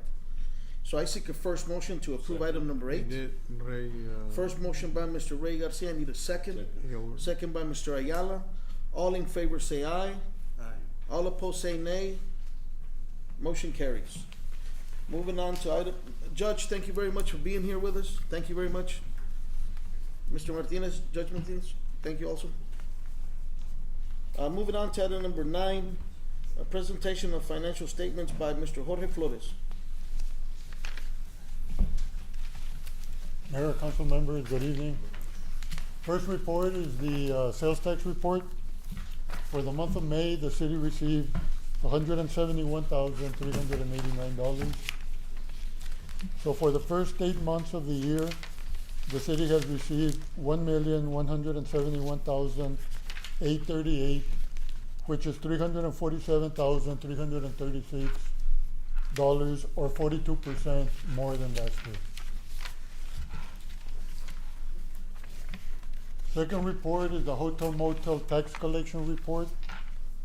For the month of April, the city received $189,421. So for the first 7 months of the year, the city has received $677,615. Next report is the statement of revenues and expenditures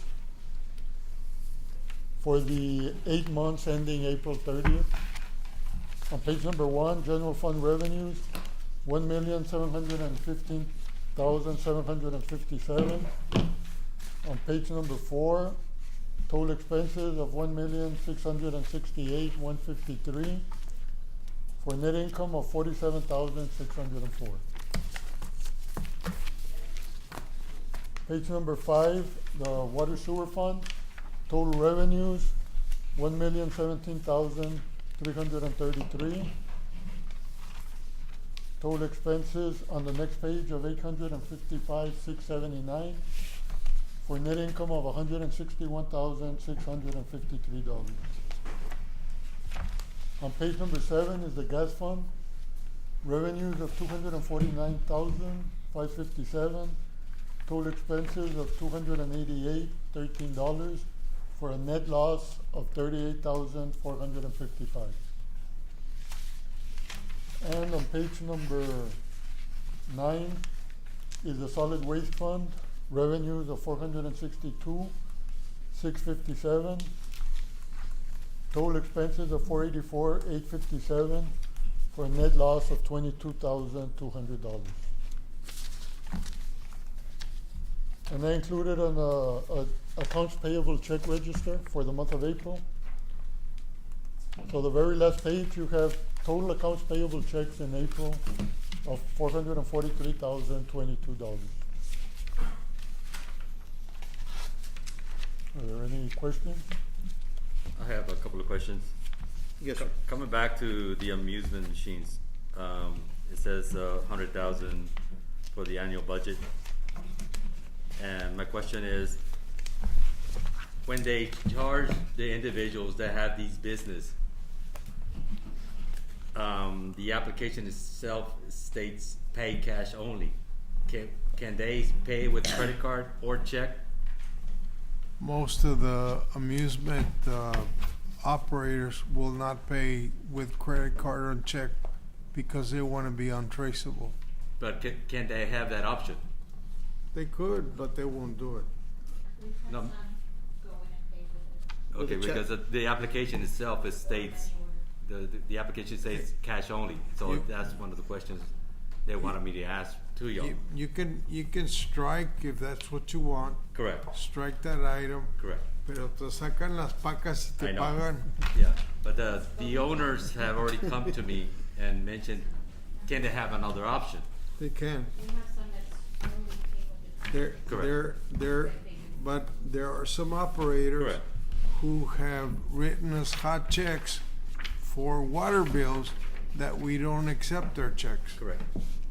I know that there's a waiting period for 5 days if they do get paid by check or credit card, and then you get the permit. Am I correct? Usually, if they've established a credit system with us, they can do whatever they want. Okay.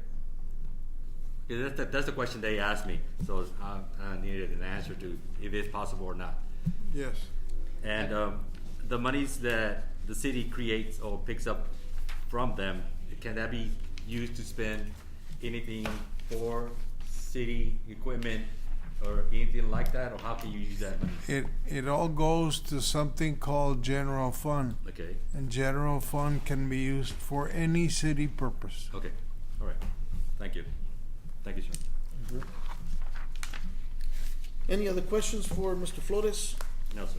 Mr. Flores, thank you very much for being here and for that report, sir. Moving on to item number 10, presentation and discussion on the city's FEMA flood map revision report by Stacy Barna and Ellen Whitmer.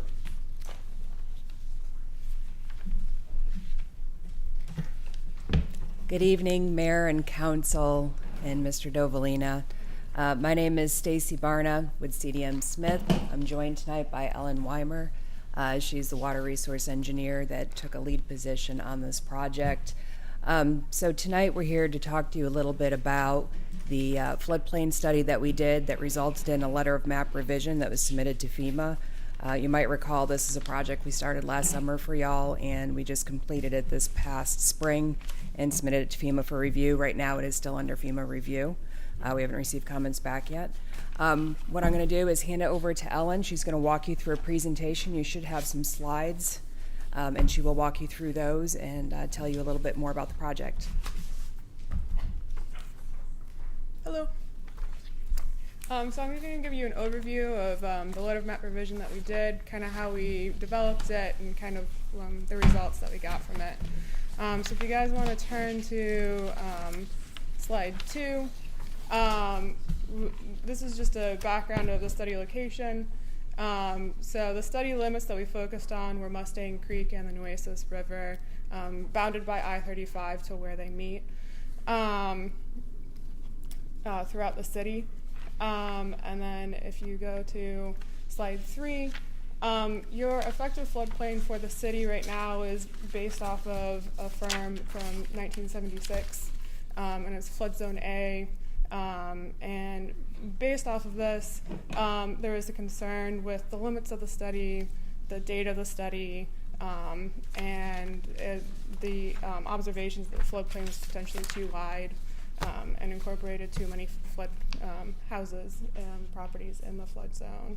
And so what we did is, if you turn to slide 4, we updated it in HEC-RAS and HEC-HMS and developed a new floodplain. And so based off of the, first we looked at hydrology for the modeling. We looked at it 2 different ways, one for Mustang Creek and one for the Nueces River.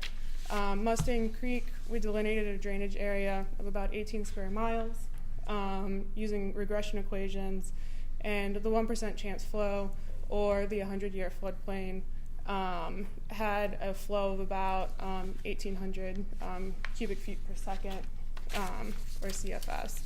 And then the Nueces River was more than 5,000 square miles to the confluence of Mustang Creek.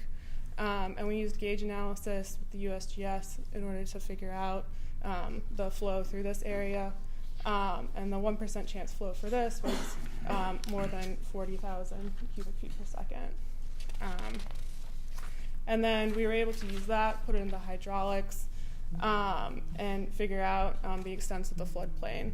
So we used HEC-RAS for this. Cross sections were developed using LIDAR and a digital elevation model, and supplemented with survey data. Survey was conducted for Mustang Creek along certain cross sections of note, including bridges and streets.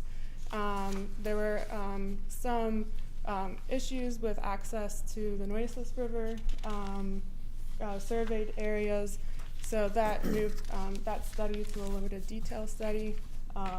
So you do not have as much detail on it, but we were able to update the floodplain for that. Do you want to reference what slide you're on? So oh yes, sorry, we're on slide 5 now. And then moving to slide 6. So based off of all of this information, we were able to delineate a proposed floodplain that includes both the incorporated city and the county. And you can see it in front of you, and then we also have it, as Stacy is holding it right now, for the extents of the new floodplain. And then if you move to slide 7, what we actually submitted to FEMA was just inside the city limits. And it does greatly reduce the extents of the floodplain, and there is a potential for talking to LaSalle County about incorporating county sections in this updated floodplain, but the original floodplain was just inside the city limits, so we updated it within the city limits as well. And then moving on to slide 8, affected properties. So with the existing floodplain, there are about 763 properties within the floodplain. With this new updated firm, there are only 210 properties that are now in the floodplain, which effectively removes 553 properties from the actual floodplain with this LOMR. It does add 12 properties, but this is due to updated extents of the city limits, as we can kind of see down in this area, and then kind of up here where the city limits is kind of cut off in the original map. And then even with that, that's within the city limits. If you include those included in the county, it's only 342 affected total properties. And a large portion of those are agricultural based and do not, based off of aerial observation, contain structures within the floodplain within those areas. And then that's it. Do you have any questions? I have a question, sir. They mentioned the Mustang Creek, where it starts, I believe, in 35, goes through Cotulla, and ends out Correct, to the river. Correct. Yes. Has that area already been cleared off as a floodplains, or is it still there because the improvement and cleaning? This is to change the map that the Corps of Engineers did in 1976. Okay. To give you an idea, from where you're at, the floodplain map was all the way to Hall Street. Okay. The water is never ever gonna get to Hall Street. So they reduced the area. Once they approved this letter of map revision for the existing map, you can work on a project. It's planning, and it's called a condition of letter of map approval. It's a separate step where you do individual things to the creek to make the water flow faster. So what you do is, as a, for instance, you can do something else, but you create a concrete pilot channel down the middle of the creek to make sure that the creek is always dry, so it doesn't have mosquitoes. And that's what you do. Then that changes it even further because the water moves a lot faster. The other two issues that you have is the bridge adobe and the low water crossing at Martinez are bad for the community. If there was an event where you have somebody plow into that underwater, they would probably drown if they didn't know how to swim, because the water goes by pretty fast. This plan has been submitted to FEMA, but it also was presented to the Region 13 Flood Planning Group, which includes the Nueces River from Uvalde all the way to Corpus Christi. That plan, we're gonna meet on Monday, and it's appointed by the state. So when the state receives the plan, it includes those areas for possible funding, and that'll improve our chances of getting money to fix those things. The judge, he's already left, but he's talking about buying some of the property further down and giving it to the city so we can include it in this map. But the good thing is that we took this plan and also presented it to the flood planning group. And I am the representative for the region in the flood planning group. Okay. Yeah, we've been waiting for a very, very long time to revise this floodplain map, and it's finally here. Once this is done, we're able to apply for grants, just like Mr. Duvalina said. There is flood planning money available. Okay. So we have to get through this first before we can move on. That's why it's taking such a long time. Correct. And then also acquiring the property along the creek has also taken quite a bit some time. So Correct. that's why it's not as easy as we would like, but we're almost there. We're almost there. There's still some property that we're still lacking that have. That is correct. Very few are left. Need one more. I talked to Steve today. And then by the time this is done, maybe we'll be done acquiring the property, and then we can move forward. Any questions on the revisioning of the map, Councilman? If not, I seek a first motion to approve item number 10. First motion by Mr. Sertuche. I need a second. Second. Second by Mr. Gilbert Ayala. All in favor say aye. Aye. All opposed say nay. Motion carries. Moving on to item number 11, discussion and possible action on a presentation by Mr. Armando and David Hinojosa on a proposal for Flores Malzburger statue in the amount of $145,000.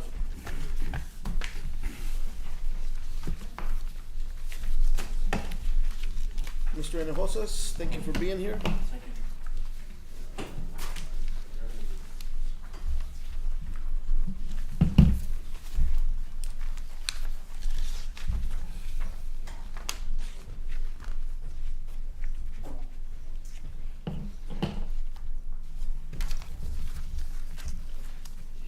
Good evening, Mayor, City Manager, and Council.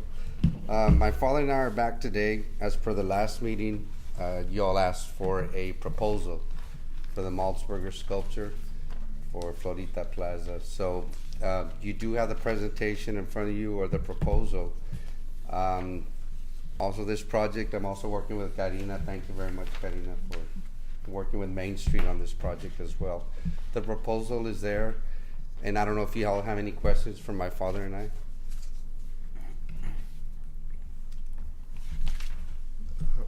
Councilman? Any questions for Mr. David Hinojosa or You Mr. don't have Armando Hinojosa? the payment schedule?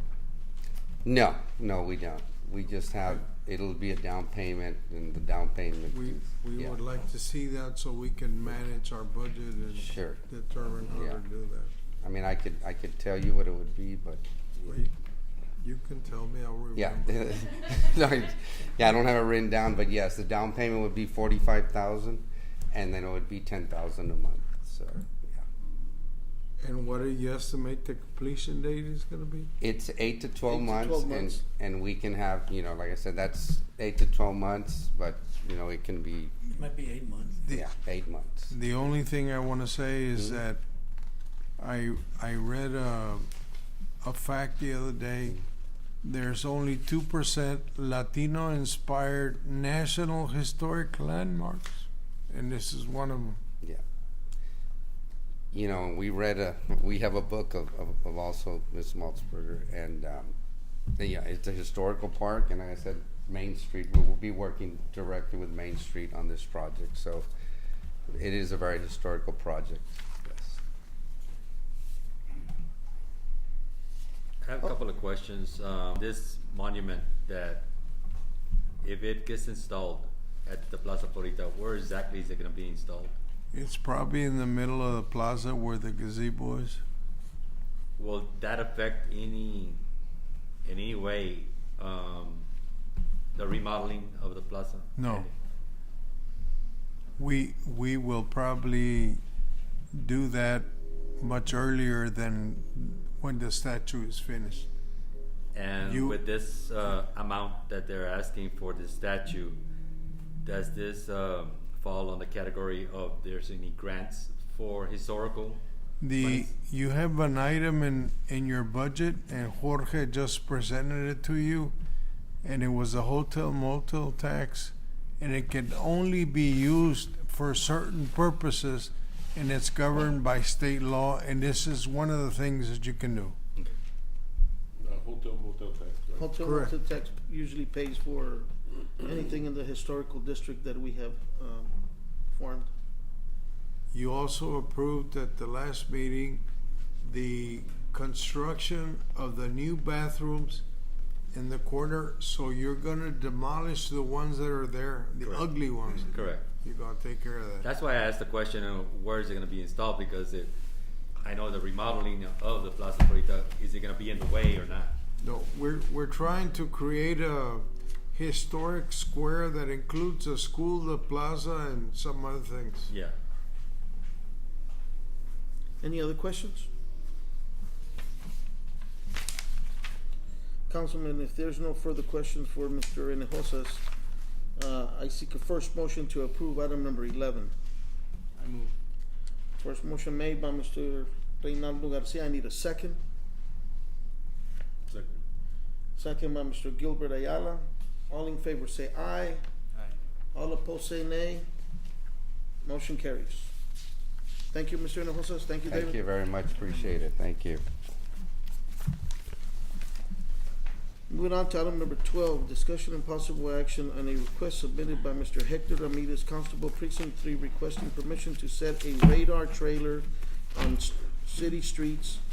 The trailer is to reflect the speed of vehicles passing in attempt to slow down speeding vehicles.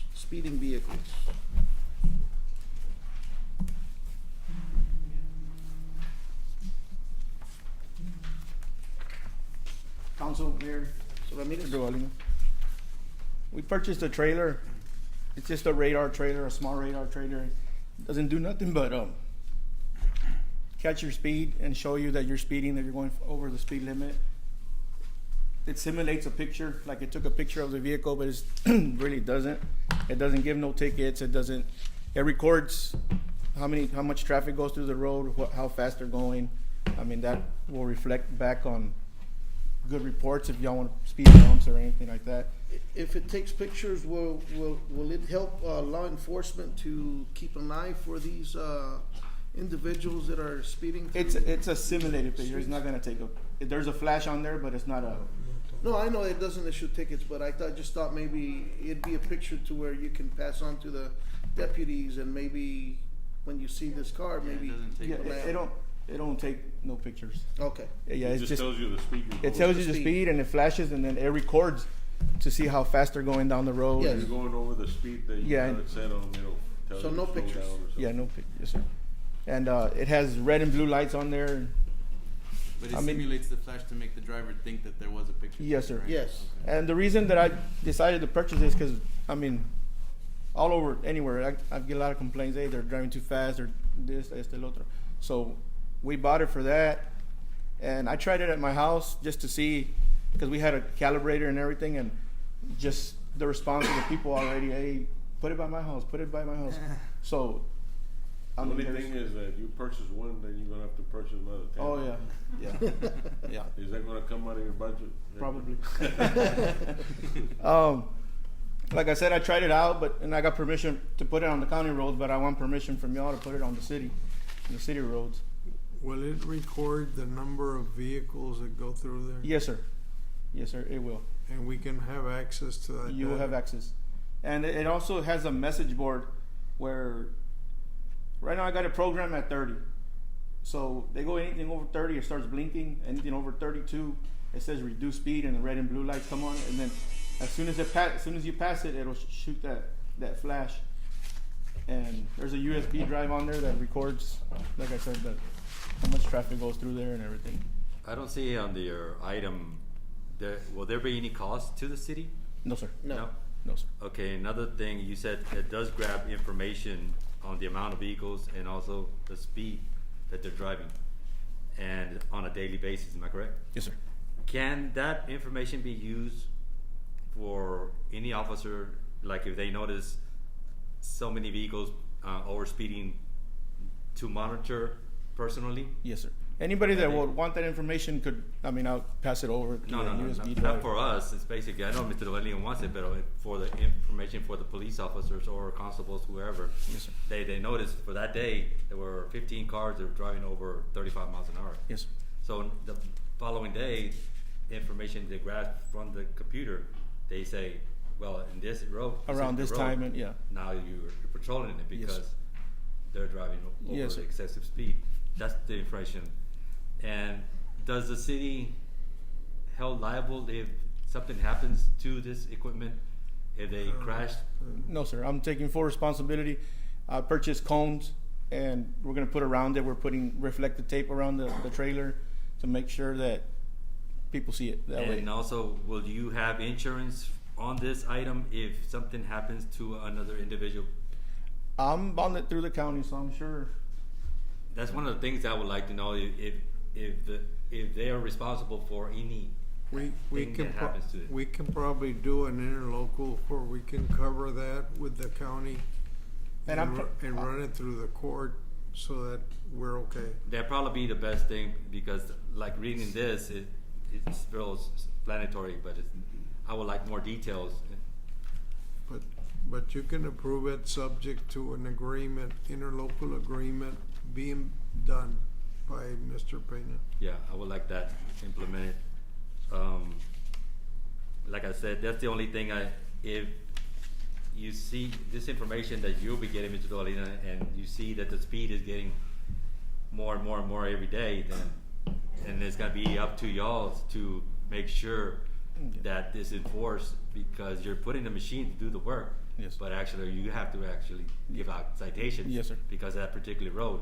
Yes.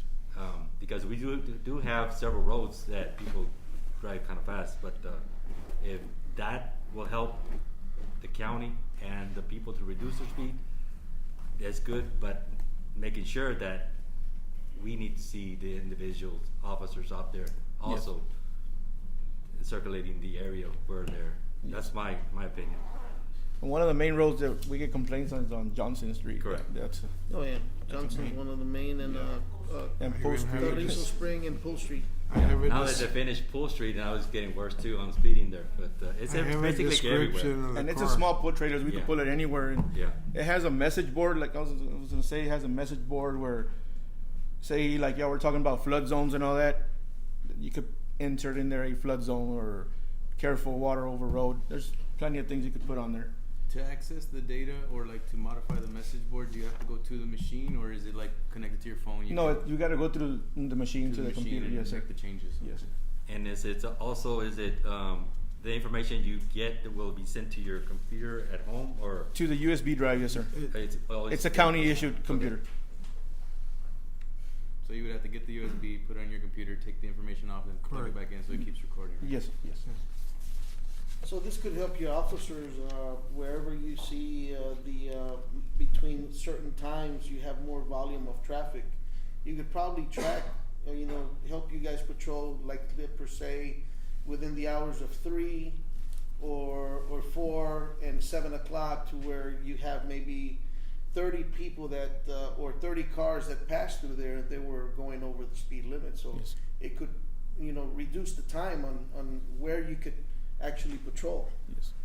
So this could be good for you guys. Any other questions for Mr. Ramirez? Constable Ramirez? no, sir? If not, I seek a first motion to approve item number 12, including an interlocal agreement with our LaSalle County Commissioners Court. Make a motion. First motion by Mr. Ayala, I need a second. I'll second. Second by Mr. Reynaldo Garcia. All in favor say aye. All opposed say nay. Motion carries. Thank you. Thank you, Mr. Ramirez.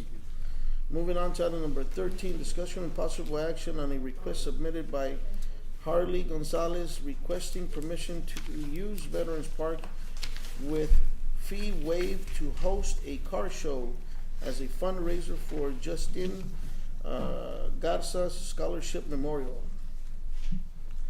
Yes, sir. Thank you, Mayor and Councilman, for letting me be here.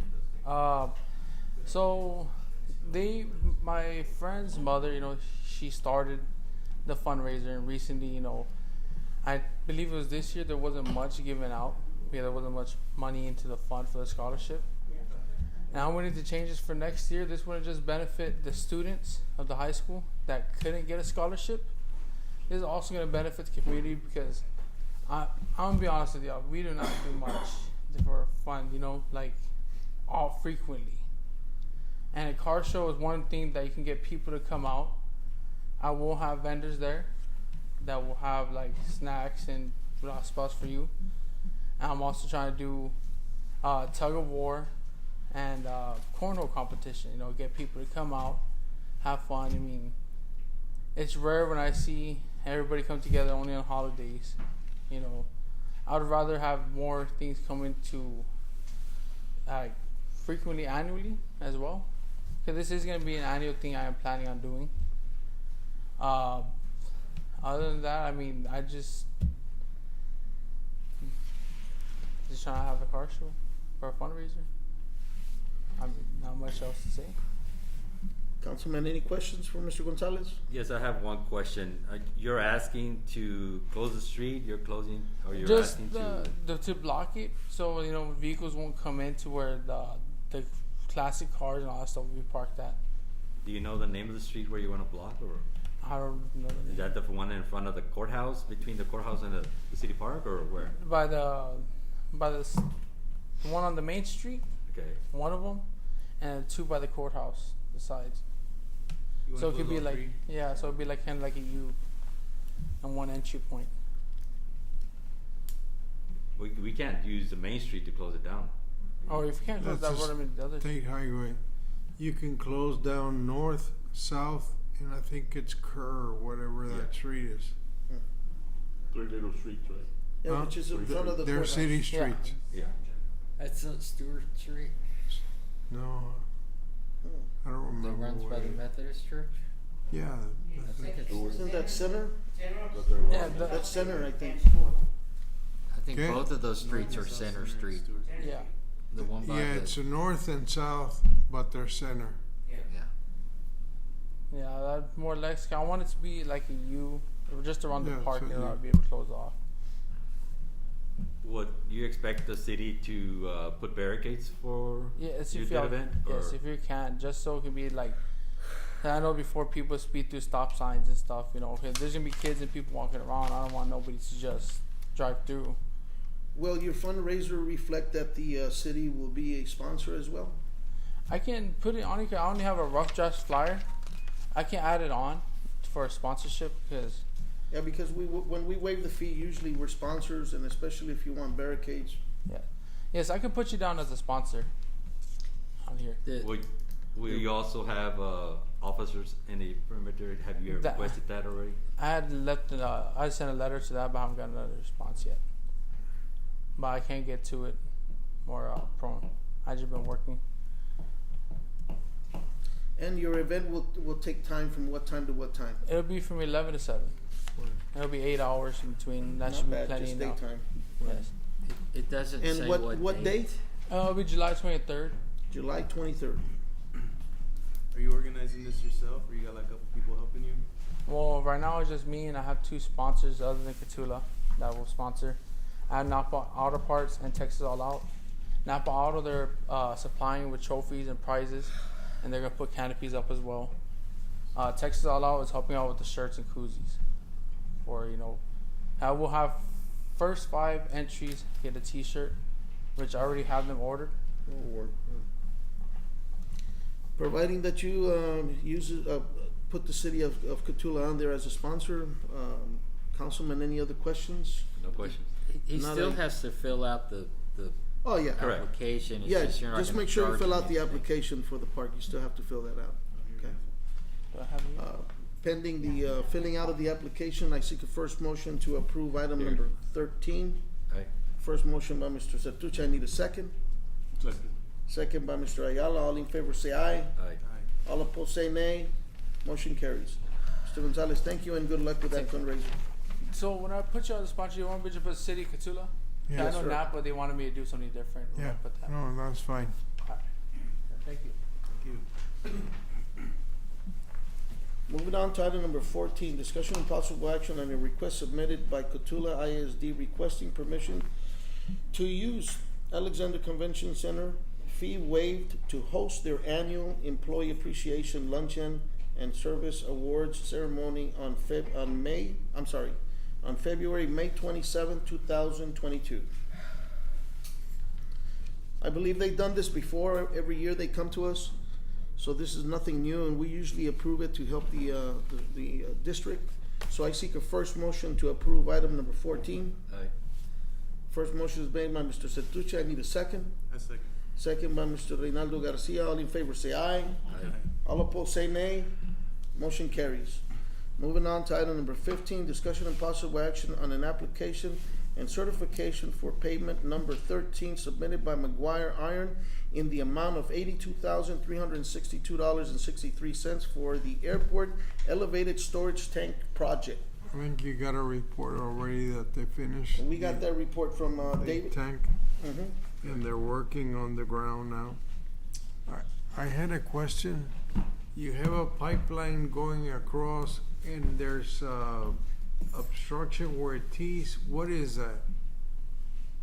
I didn't get off the part. In front of the tower, there's a concrete slab.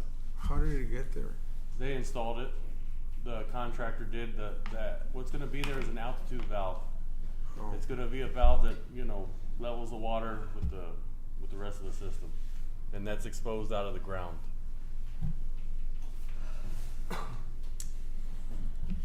If there's no further questions or discussion, I need to seek a first motion to approve item number 15. Aye.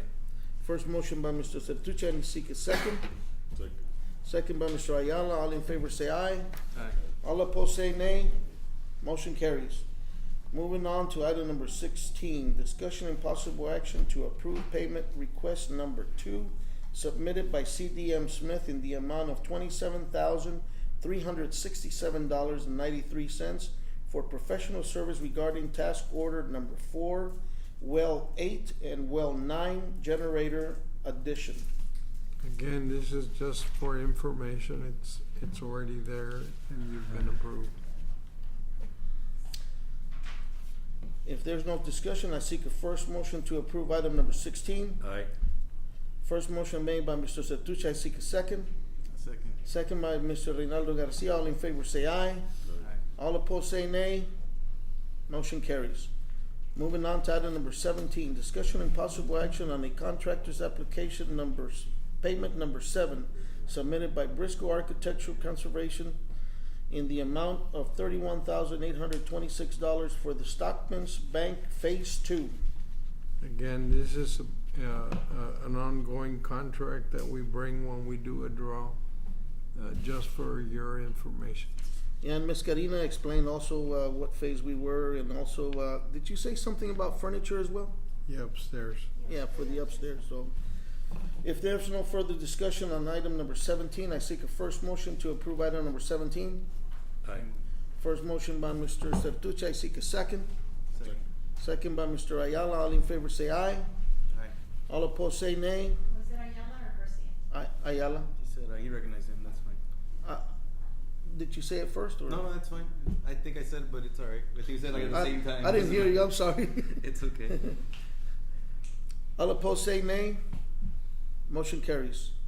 Moving on to item number 18, discussion and possible action to the City of Cotulla gas system. The reason I bring this to the table, if you looked at the financials today, we're at a loss of 44,000. The price of gas has skyrocketed. Last month it was 7.5 cents. Our rates are based on a 2.5 per cubic thousand. I have asked Simon, who does consulting work for us, to number one, try to negotiate a long-term contract with West Texas Gas and see if we can reach agreement. Number two, we need to look at our rates and make sure that we're not borrowing from water, from general fund to pay for gas. And then number three, to see what comes out with the proposed rates to see if the community can even afford it. The other option that is there is that you have a pipeline that goes to Dilley and comes all the way to the city. There are companies out there that will buy the system. If you sell the system, you can only sell it once, so you only make that amount of money that they give. I'll give you an example. Last month, Three Rivers sold their gas system. Their gas system was 99% polypropylene, and they were only offered $275,000, and it was bought by Reliant Energy. When you do that, Reliant Energy combines all the customers in the region and spreads the price out over all the users.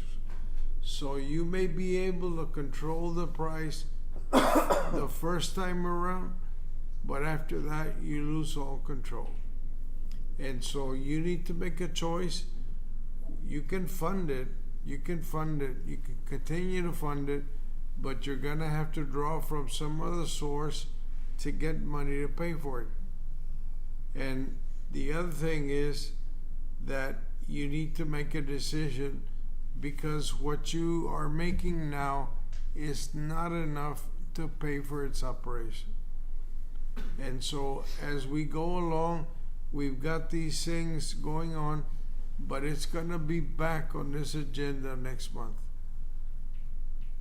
because I don't see the price going down.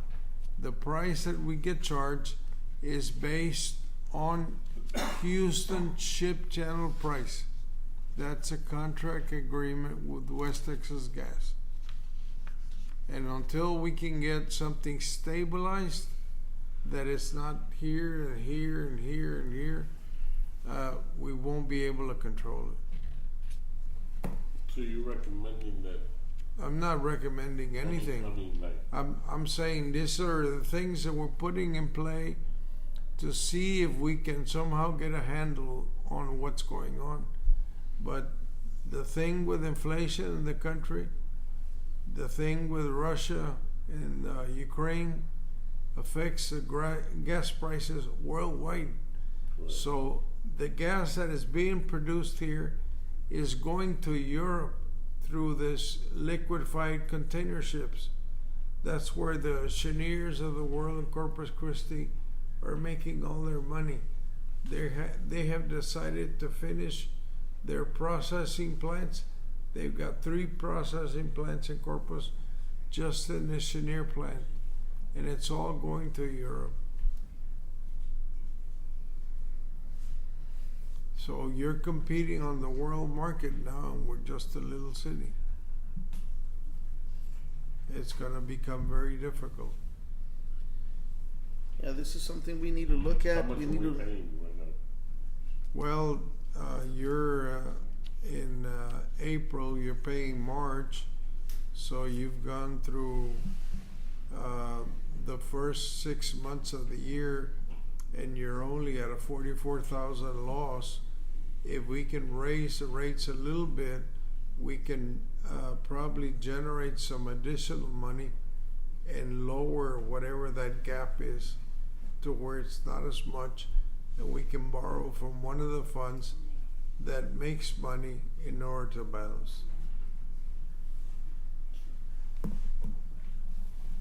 Yeah, when I came on board, the water rate, the sewer rate, and solid waste waste rate was really low. So we had to slowly, slightly increase so each department can sustain itself. So right now, this is the biggest factor with the gas is this is what's happening now, that it's real high. I believe this is just for information. It's This for was just your information. Know that we're moving these directions, but be thinking about it. But we will come to you for a decision at some point. Yeah, hopefully we'll have some rates, and let's see how either good or bad these rates are, and maybe we have to make the drastic decision there. The last time we compared our rates to Dilley, to Pearsall, to Carrizo Springs, we were the lowest of all the cities, and we have the information to prove it. So now I guess every city's gonna face the same issue as us. So either we go up in our rates or we sell and then lose control of the rates. It's more beneficial for your consumers and the people that live here that you keep control of the system. Yeah, you sell it, Yeah, no control no more. Somebody else controls it. and they won't care how much they raise the rates. Oh yeah, they can be headhunters. Any other discussions? Any other questions on item number 18, which is the gas system? If not, that was just a report. Moving on to item number 19, report on LSCAD certificate of estimated taxable property for year 2022. We just received the taxable, how we set the tax rates, and we actually went up $40 million to $187 million that's going to be taxable this year. So that'll give you a little bit of space to move a budget around.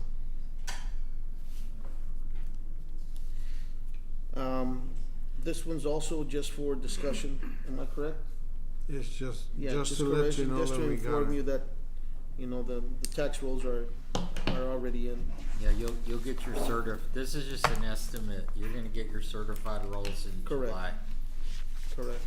July 25th. Councilman, if there's no further questions on item number 19, we move on to item number 20, closed session, Texas Government Code and Section 551.072. deliberations about real property. Letter A, purchase of real estate. And it is now 9:26, and we are going now into closed session.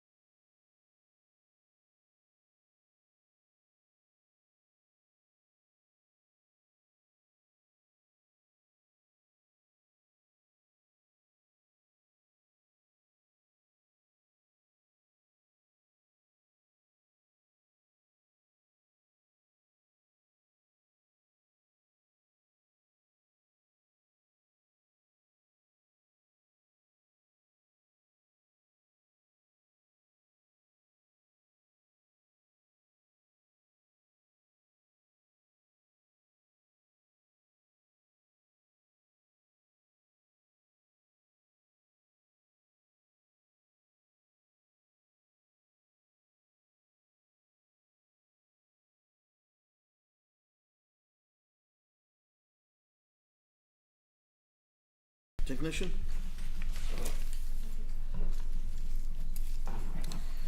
All right, everybody. It is now 9:53. Closed session, we discuss real property. Going back to open session, the city council will reconvene into open session and discuss and take action on closed session items. Item 20, letter A. Two properties were discussed. So, Councilman, if there's no further questions, I see the first motion to approve item number 20. Aye.